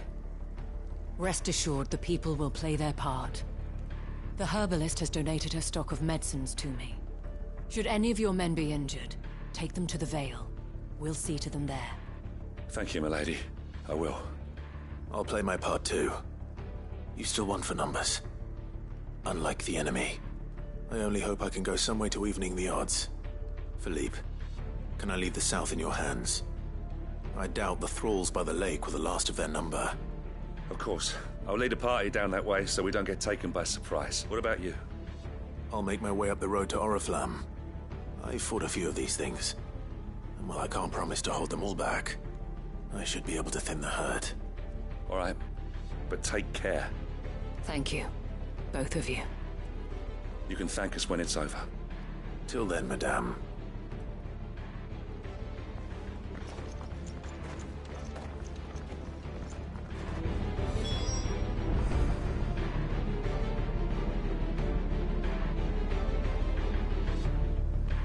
When the fighting begins, we can take refuge in the barracks. Be safe.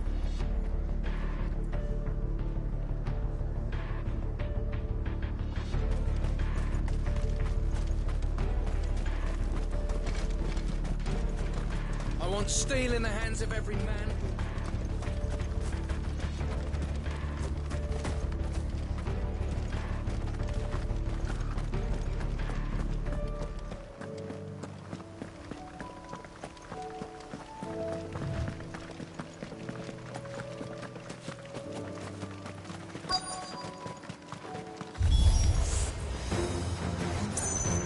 There are so many of them.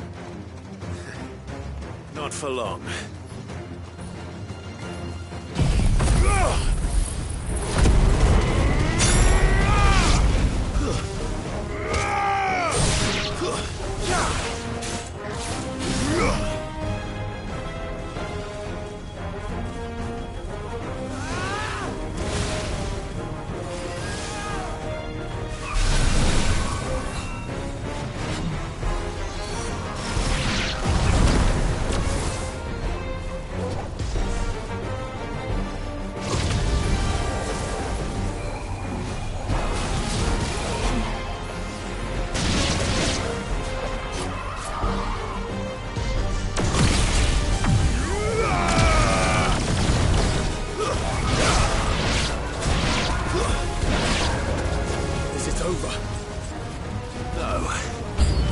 It's only just begun.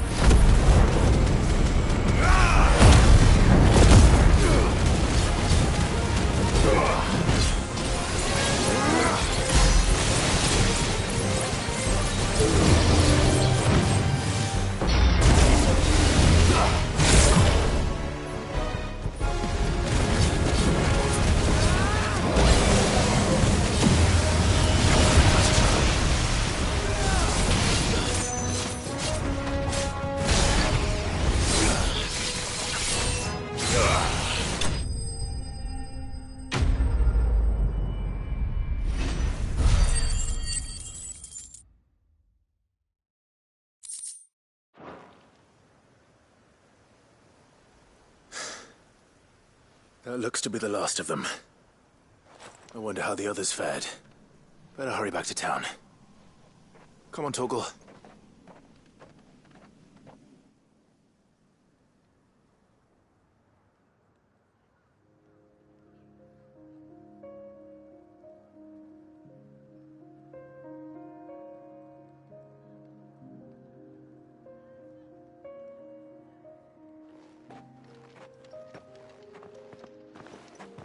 Clive, it's good to see you.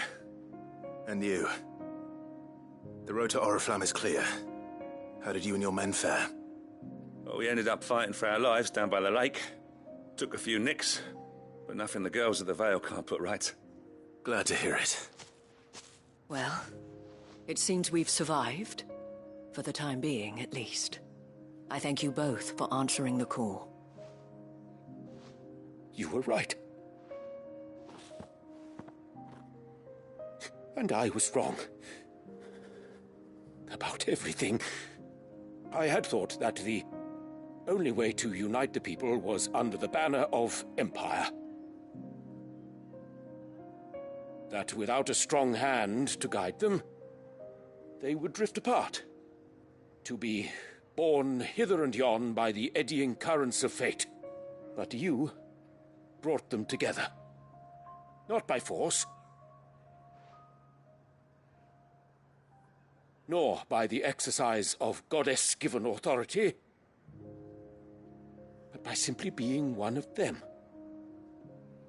By knowing what they feel, because you feel it yourself. Our purpose was ever the same, Your Eminence. You were merely distracted by a loftier vision of empire and glory, while our eyes beheld matters closer to home. You have the right of it again, as did you, Sabine. His Radiance said it himself. Sanbreque is naught without her citizens. I forgot that, and I am sorry. I'm sorry too, Father.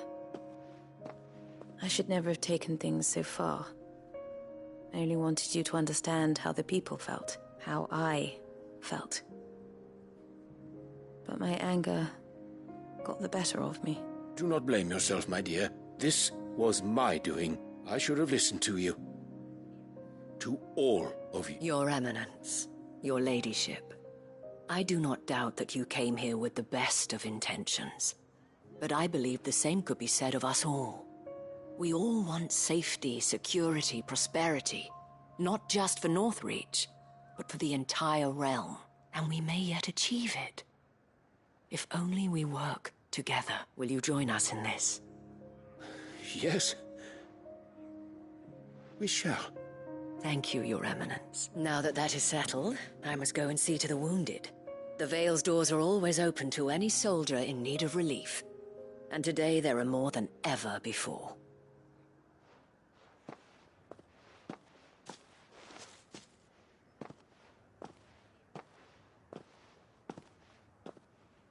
Madame Isabel is a rare soul indeed. In these dark times, I see that it is not men like me who should lead the realm, but women like her. You're right. If only I'd listened to her when I had the chance. Forgive me for saying so, milady, but you still do. The Dame said it herself. We can turn things around. We just have to work together. And that goes for you, too. You're one of us now. One of you. Well said, Captain. Let this be a new beginning.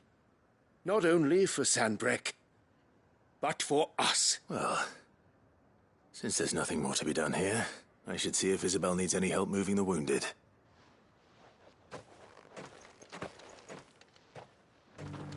Can we get you anything?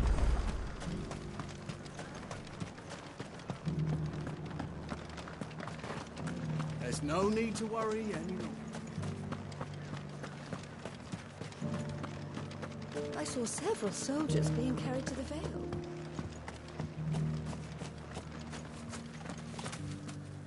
How goes the treatment of the wounded?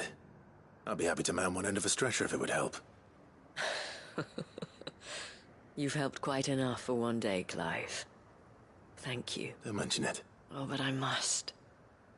After all you've done for this town, it is the very least you deserve. Tell me, if Northreach had fallen, what would you have done? A woman of your means could find a home anywhere in the realm, but I sense you would rather have died here. It's a long story. For you, madame, I have all the time in the world.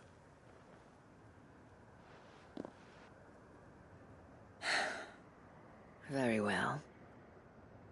Long ago, I had a life in the Crystalline Dominion. I was Carla then, courtesan to the nobility. So sought after was I that it was only they who could afford my time. Alas, those halcyon days were not to last. For naive as I was, I fell in love with a bearer. He was my master's guard, the gentlest man I have ever known. After they discovered us together, he was whipped bloody and forbidden from ever looking at me again. And so we fled. Not that we had anywhere to flee to. We wandered, aimless and starving, half dreading, half praying that the next day would be our last. Until we found ourselves here, in Northreach. It was the Veil that took us in, that fed us, clothed us, and healed our hurts. Those that could be healed, at least. My love was already too far gone. He passed away. He did. Not long after we arrived. But at least we were able to share a few moments of peace before the end. It was the greatest gift I have ever received. But the generosity of this town and her people did not end there. The men and women of the Vale supported me through my grief, shared in it, though I was still a stranger to them. They treated me like a sister. And so I swore that I would always do the same. That I would return the kindness that Northreach showed me. That I would repay my debt to the Vale.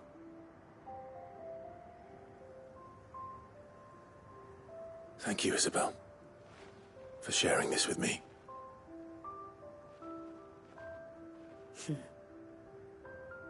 You're a lot like him, you know. Perhaps that is why I have such a soft spot for you. Never stop fighting, Clive. And I shan't either. I know that it will not be easy to keep Northreach together. But our efforts will be rewarded. Just look at us now. The people, the soldiers, even the Duke of Oriflamme and his daughter, all united in defense of this town that we have come to call our home. And what of you? Can we count on your support too? Always.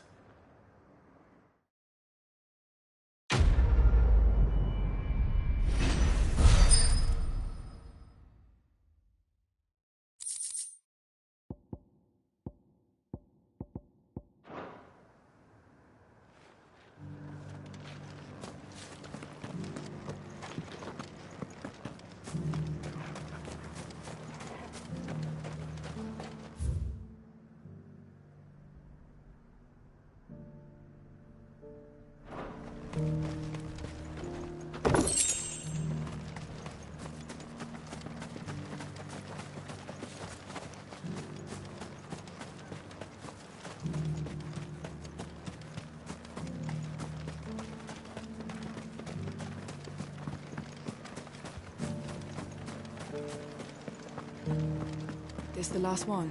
Just a little further.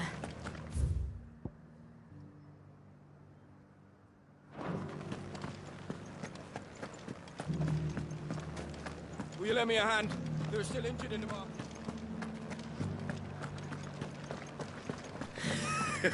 You held your own out. You should have seen the man. Spin, parry.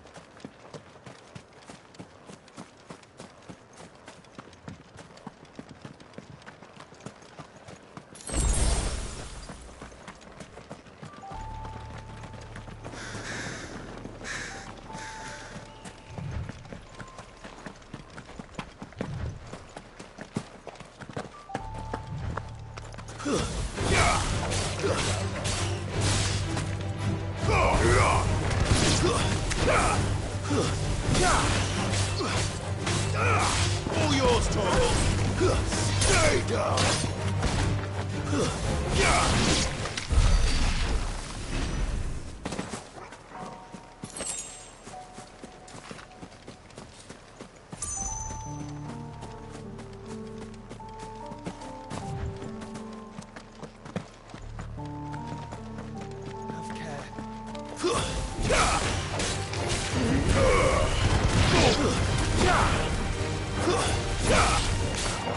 This one.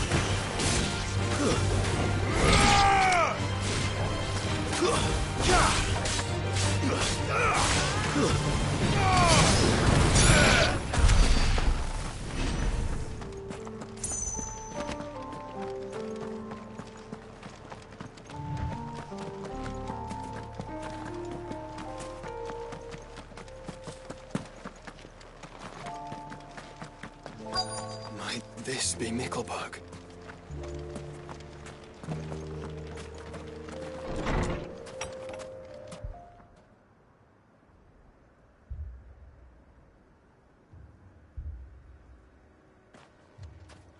These people aren't turned. And the village seems safe enough at least.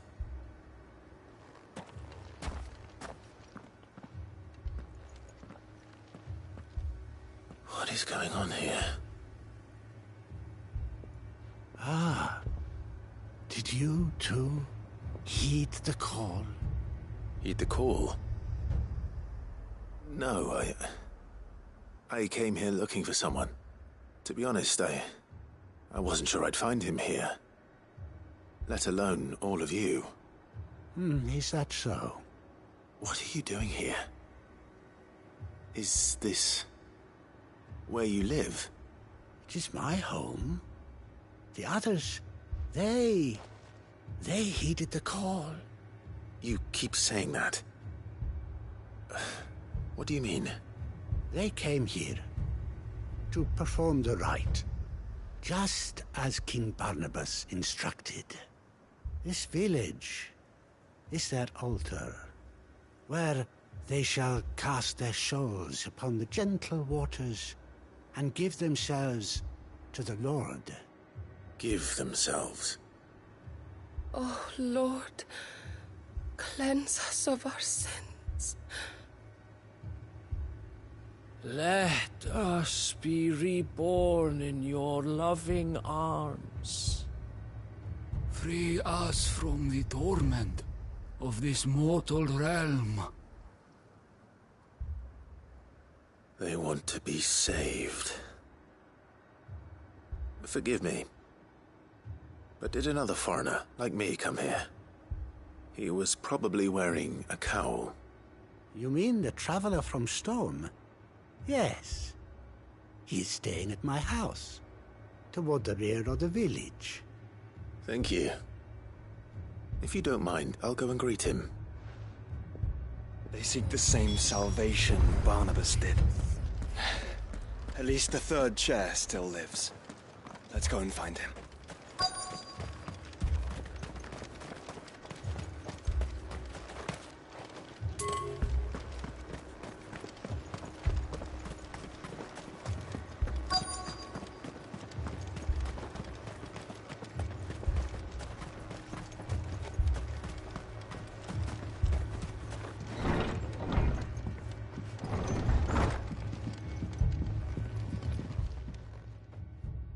Excuse me.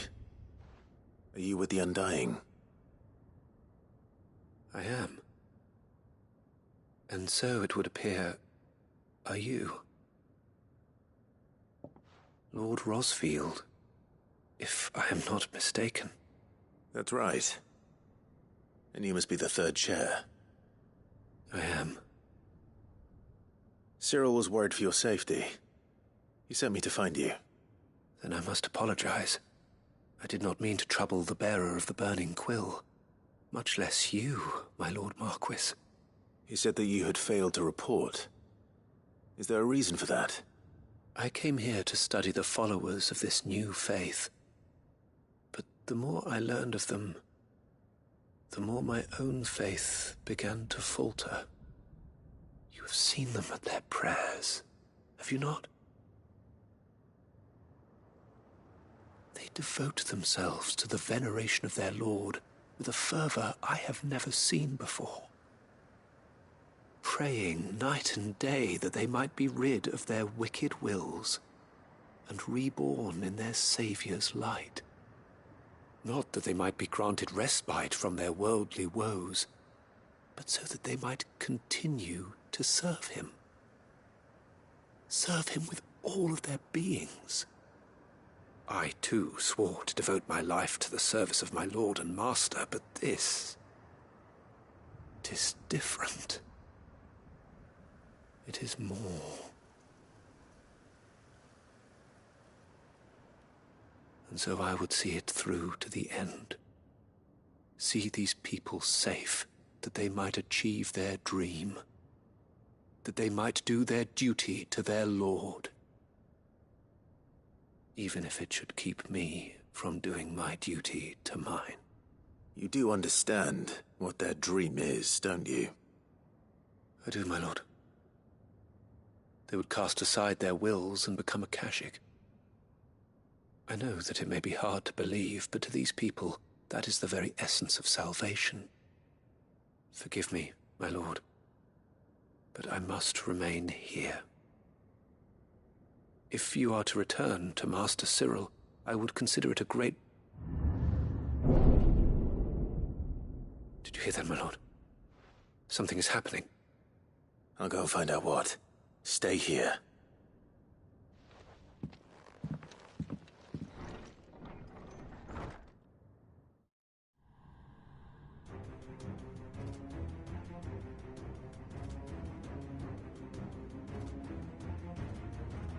An ether flood. Oh no. There must be something I can do.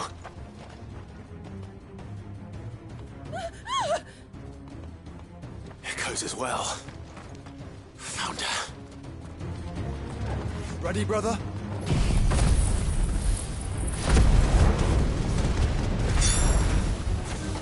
Ready.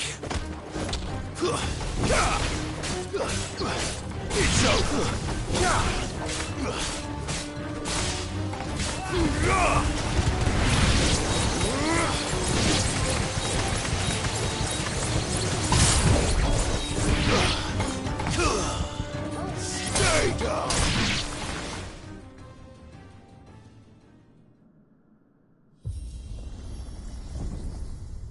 What now?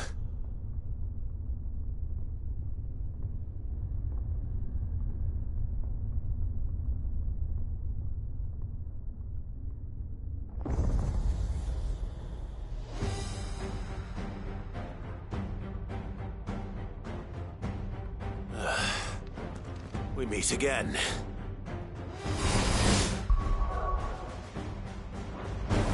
I've killed your kind before.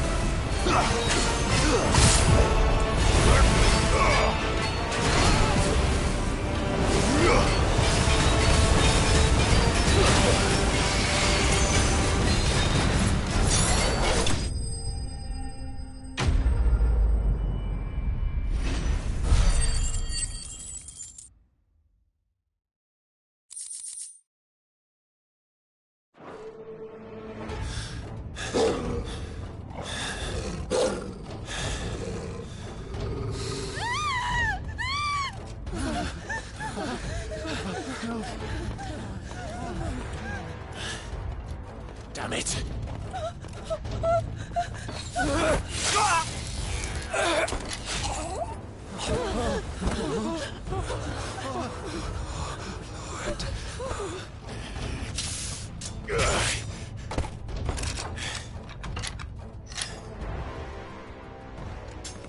Don't you die. Come on, speak to me. I had to save them, that they might have a chance to find true salvation by devoting themselves to the service of their Lord, just as I did when the Undying plucked me from the gutter and gave me a cause to believe in, a duty to serve was everything to me, and I would not deny them that fulfillment, even if they must become a Kashik in order to achieve it. Forgive me, my Lord Marquis. I did not mean to trouble you with this.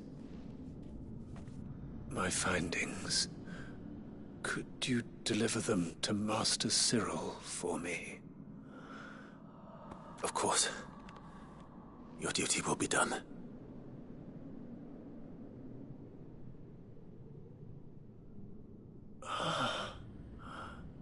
Look, my lord. They are saved.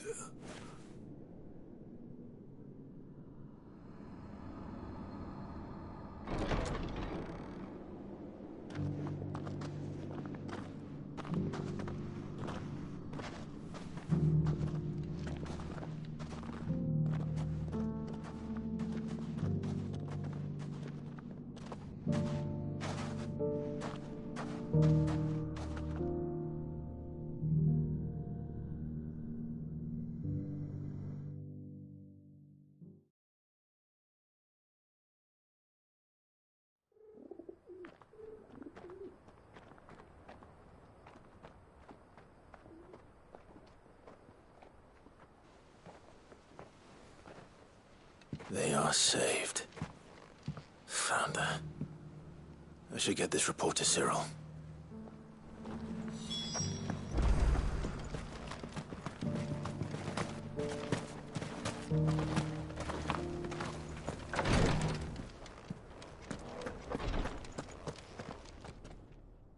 My Lord Marquis, welcome back. I am glad to see you hale and whole. I met with your third chair, Cyril. He bade me deliver his findings to you.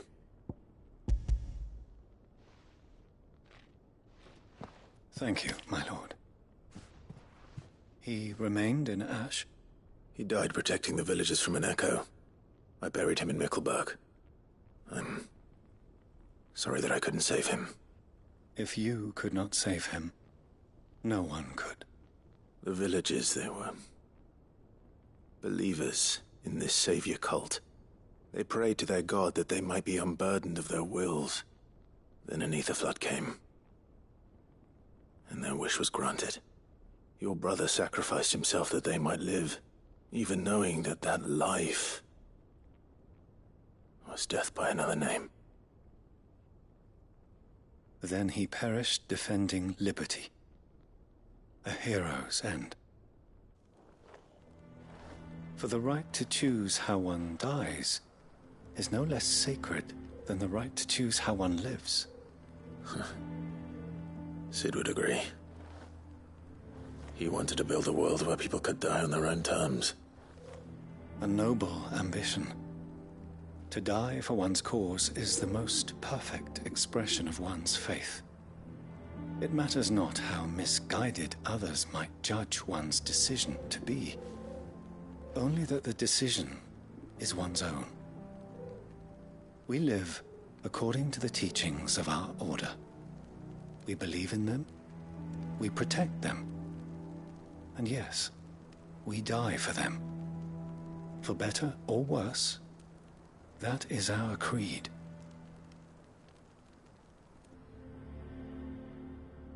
But he didn't die for your creed. He died to save them. And you still believe that what he did was right? I believe that he believed it was. We of the Undying are not slaves, but willing servants. And this was his will, the ultimate expression of it. All right. I'd like to know this man's name, Cyril. To know the names of all the Undying who've fallen in the line of duty.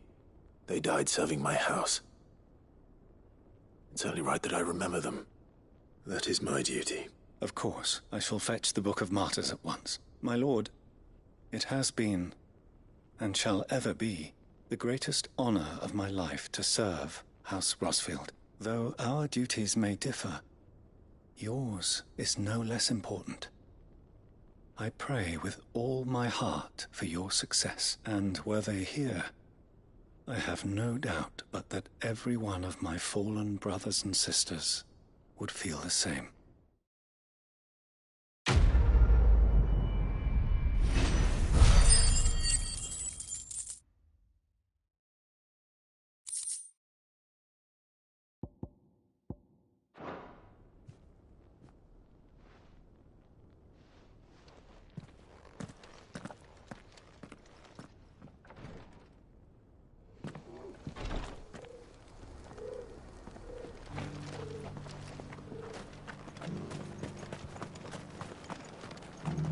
Here, take a look at my wares. Of course. A fine choice. Come again.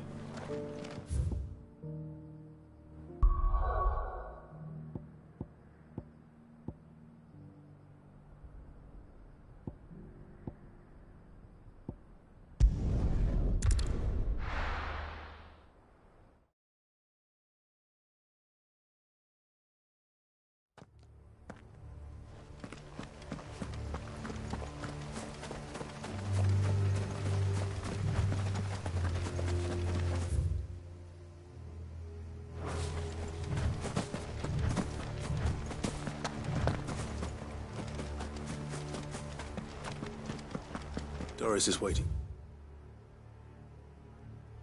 for me near Balmung Dark. The longer she's out in the open, the more likely she is to be found by a Kashik. I need to hurry.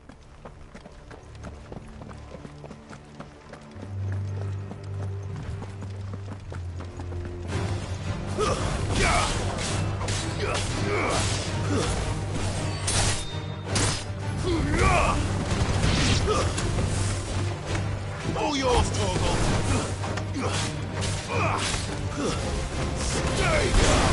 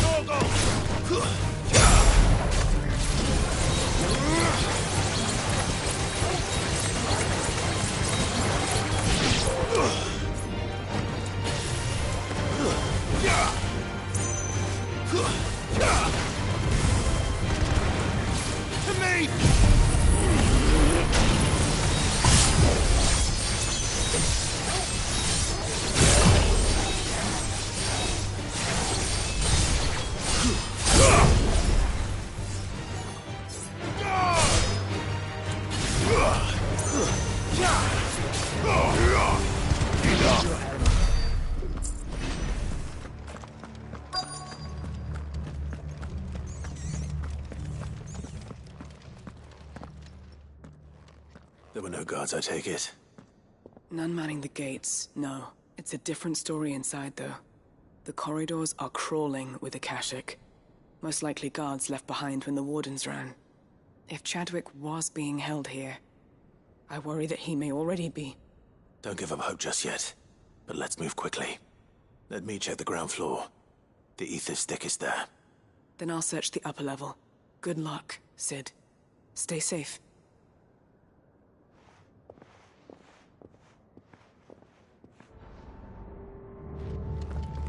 Just how bad are the floods inside the walls?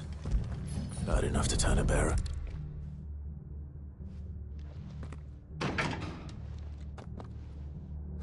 Locked up tight.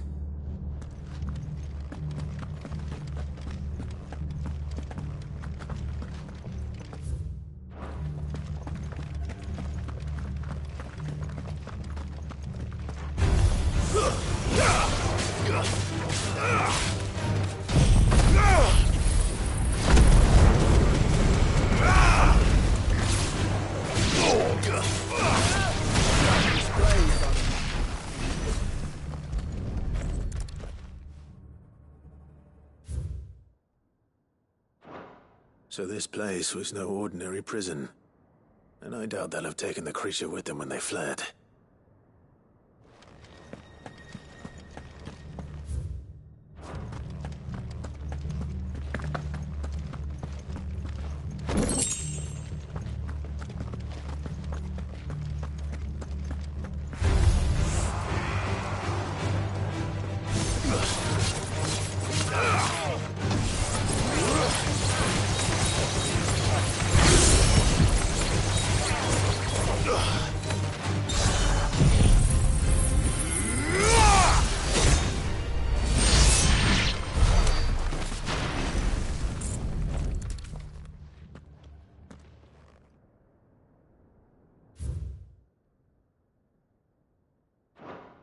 They were feeding bearers to it. This is even worse than I'd feared.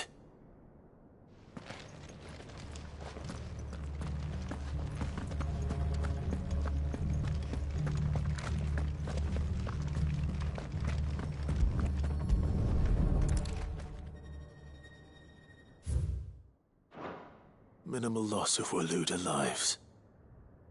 And what happens when they run out of bearers? Even the Imperials take better care of their branded than that. Nothing but Akashic down here.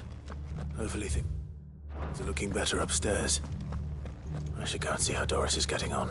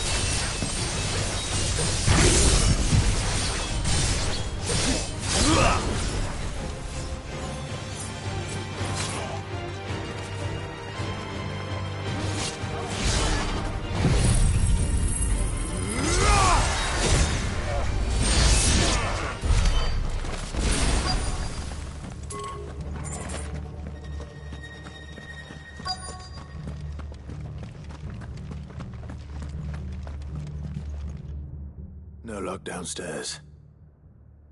But I did find out that this place was more than just a prison. Something far more sinister was happening here. I know. I've been reading some of these documents, and it can't be true, can it? Bearers die every day in service of their masters, but this is so much worse.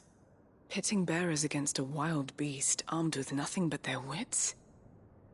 And all in order to bring about more death. And not just those who could fight, but the elderly, children even, and those who wouldn't or couldn't were disposed of. Whatever that means. I'm afraid it means they were fed to the monstrosity they kept here. Then we're too late. And I was a fool to bring you here. Don't say that. Did you find anything else? A key.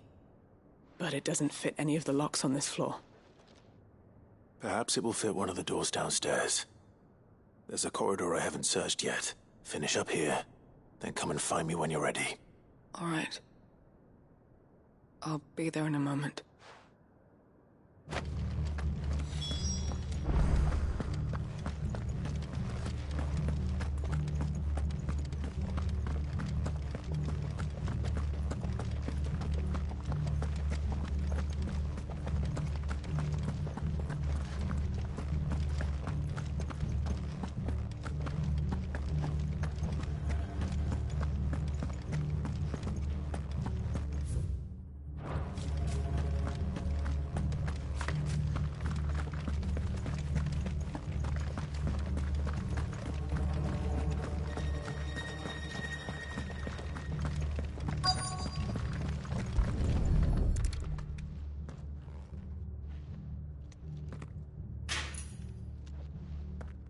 Let's see what we can find down here.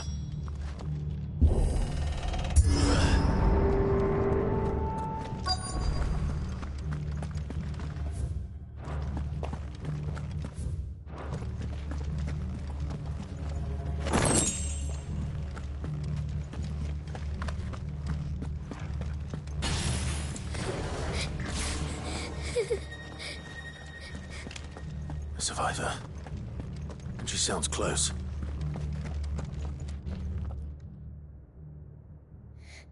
Who are you? There's no need to be afraid. Are you alone? Are there any other survivors? Some of the guards. They're still here. But something's wrong with them. Everyone else was eaten by the monster. Of course there were. Thank the Founder. It was worth our coming. But I'd rather we didn't linger. Are you ready? Ready when you are. You poor thing. He must have been terrified. Did Chadwick send you? What? He fought the monster. Distracted it so I could run away. He must have sent you. He promised to free the others too. Where is he? He opened your sound, didn't he? He wouldn't be here otherwise. Chadwick.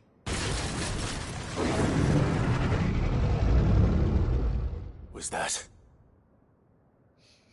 Monster's back! Chadwick, help! We have to get out of here. Doris, keep the girl safe. All right. You put that bearer-eating bastard in the ground.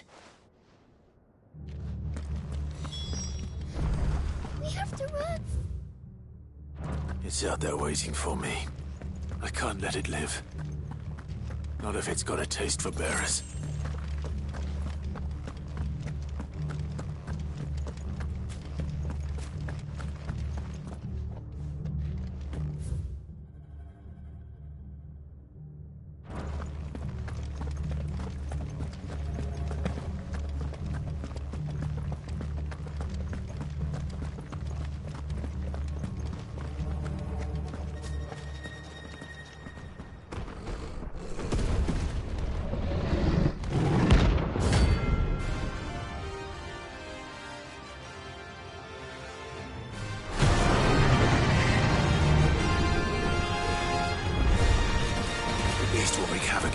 the prison.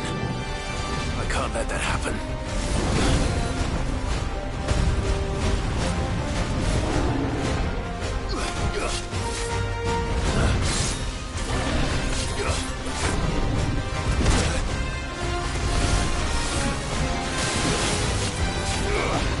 Nice try.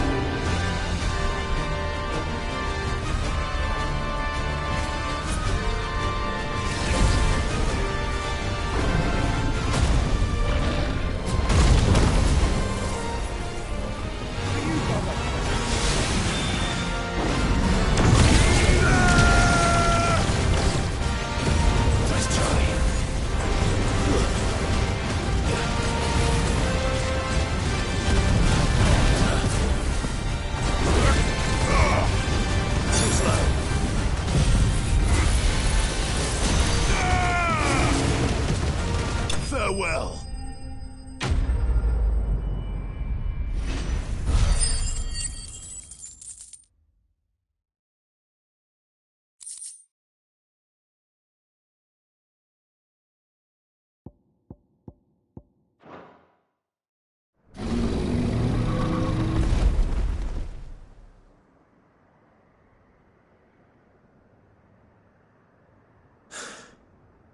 Finally. Sid, are you hurt? I'm fine. I think.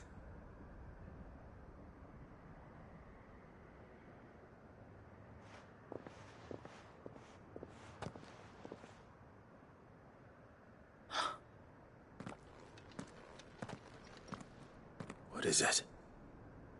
A diary. I gave it to Chadwick before we went our separate ways. He was here. Do you think that creature? I'm sure he fought bravely to the last. The girl is safe thanks to him. Chadwick. You fool. Come on. We have to get her back to the hideaway. We don't want his sacrifice to have been in vain. No. Of course not. I'll see that she's looked after from now on. It's the least I can do.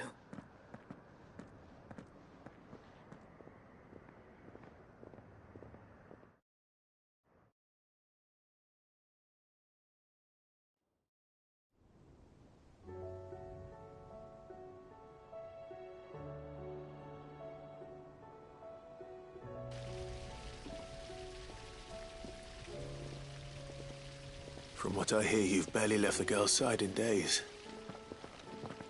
I hope she's recovering from her ordeal. She is. Slowly but surely. She's far tougher than she looks. I thank the flames we found her. If we hadn't... I know. But we did. I'm sorry we weren't able to save Chadwick. There's no need to apologize. Without your help, I would never have found out what happened to him. How he fought to the bitter end to save her. To save Haida Marie. That's the man I remember. The man I thought of as a brother. I wish I could have met him. I'd like to hear more about your past. If you don't mind, that is. Of course. You already met my former master. She trained Chadwick and I to do two things. Kill and obey. We were supposed to be sold to the highest bidder when the time came. But no bid was ever high enough to convince her to part with us. For years, we were her daggers in the shadows. But we could never quite shake our doubts about the things she made us do. And then, one day, we just couldn't do them anymore. So we escaped. But staying together was out of the question. They would have found us too easily. After so many years of training, the pull to serve was always strong. It scared me to think he might have taken another master, become a dagger in someone else's hand. But even in captivity, the battles he fought were his own. And he died not as someone's tool, but as a hero. Haida Marie is proof of that. Bearers can cast off their shackles, and the curse breakers will show them how. I'll fight until my dying breath to see it done. For Chadwick, and for all of us. Thank you, Doris. We'll be counting on you.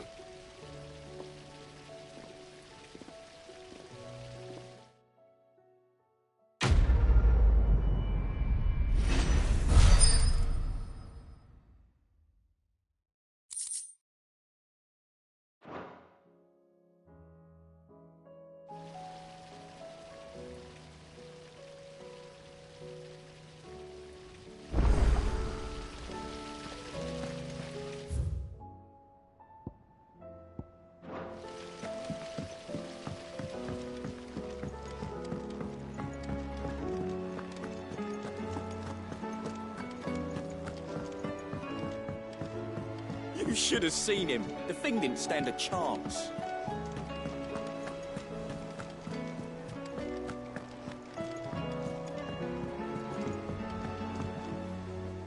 Brother, I put Father's helm in your chambers.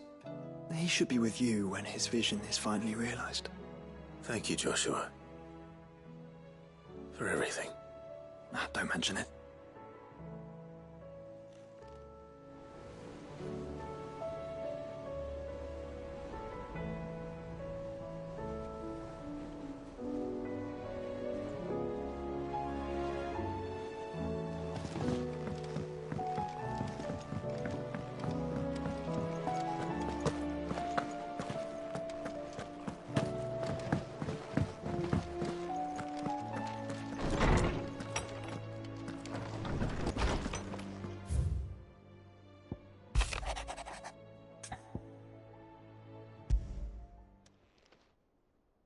If Joshua's worried about Jill, I should go and speak with him.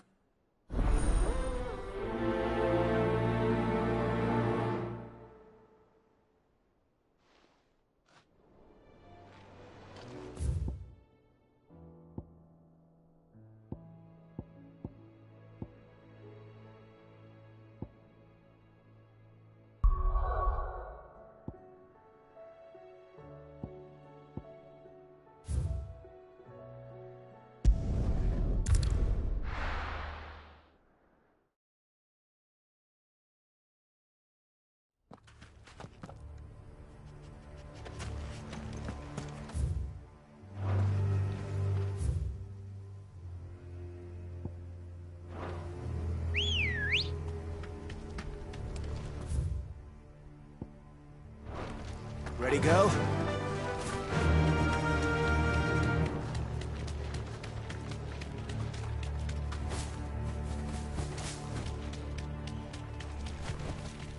Be safe.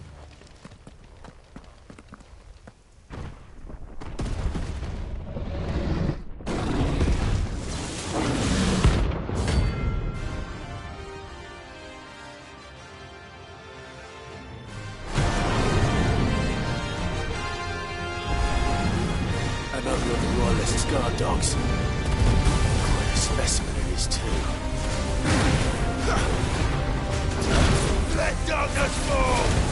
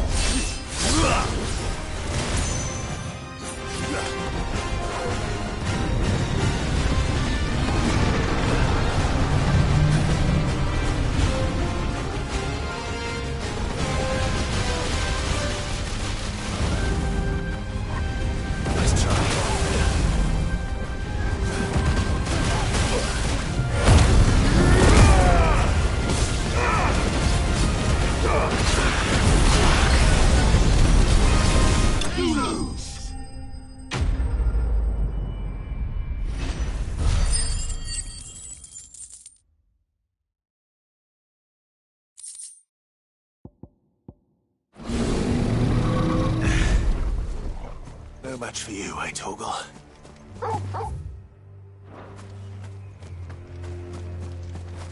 Let's roll ready.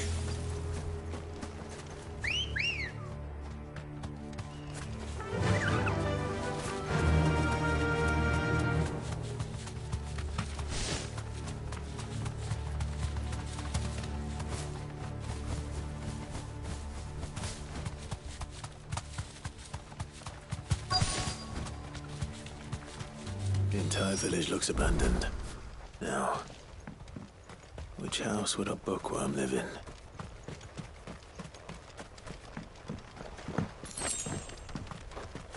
That's better.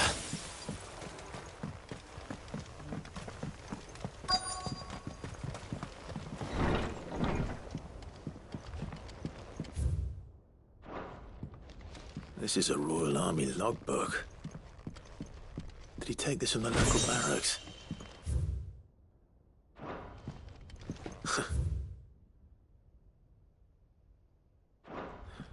His interests were certainly varied.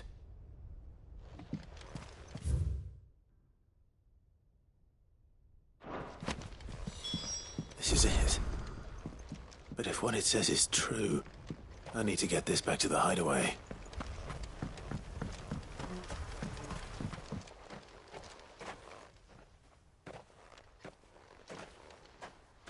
Leaving so soon, stranger? We've been watching you. From a distance, so to speak. Subtle. I know who you are.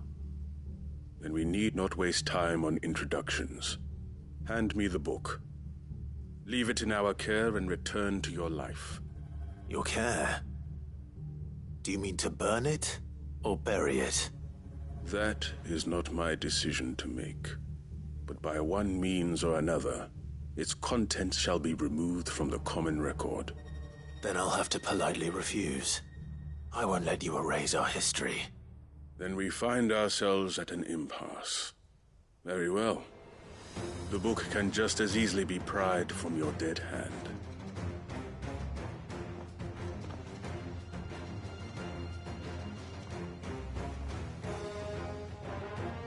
Let's see, shall we?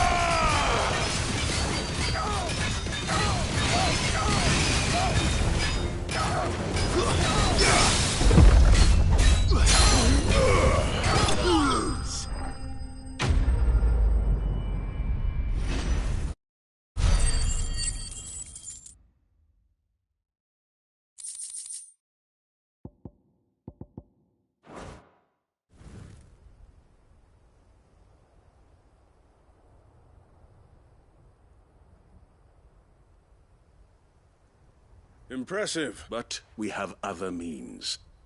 We shall claim the book yet. Why do you want it so badly anyway? It lays out in no uncertain terms the vanity and avarice of mankind.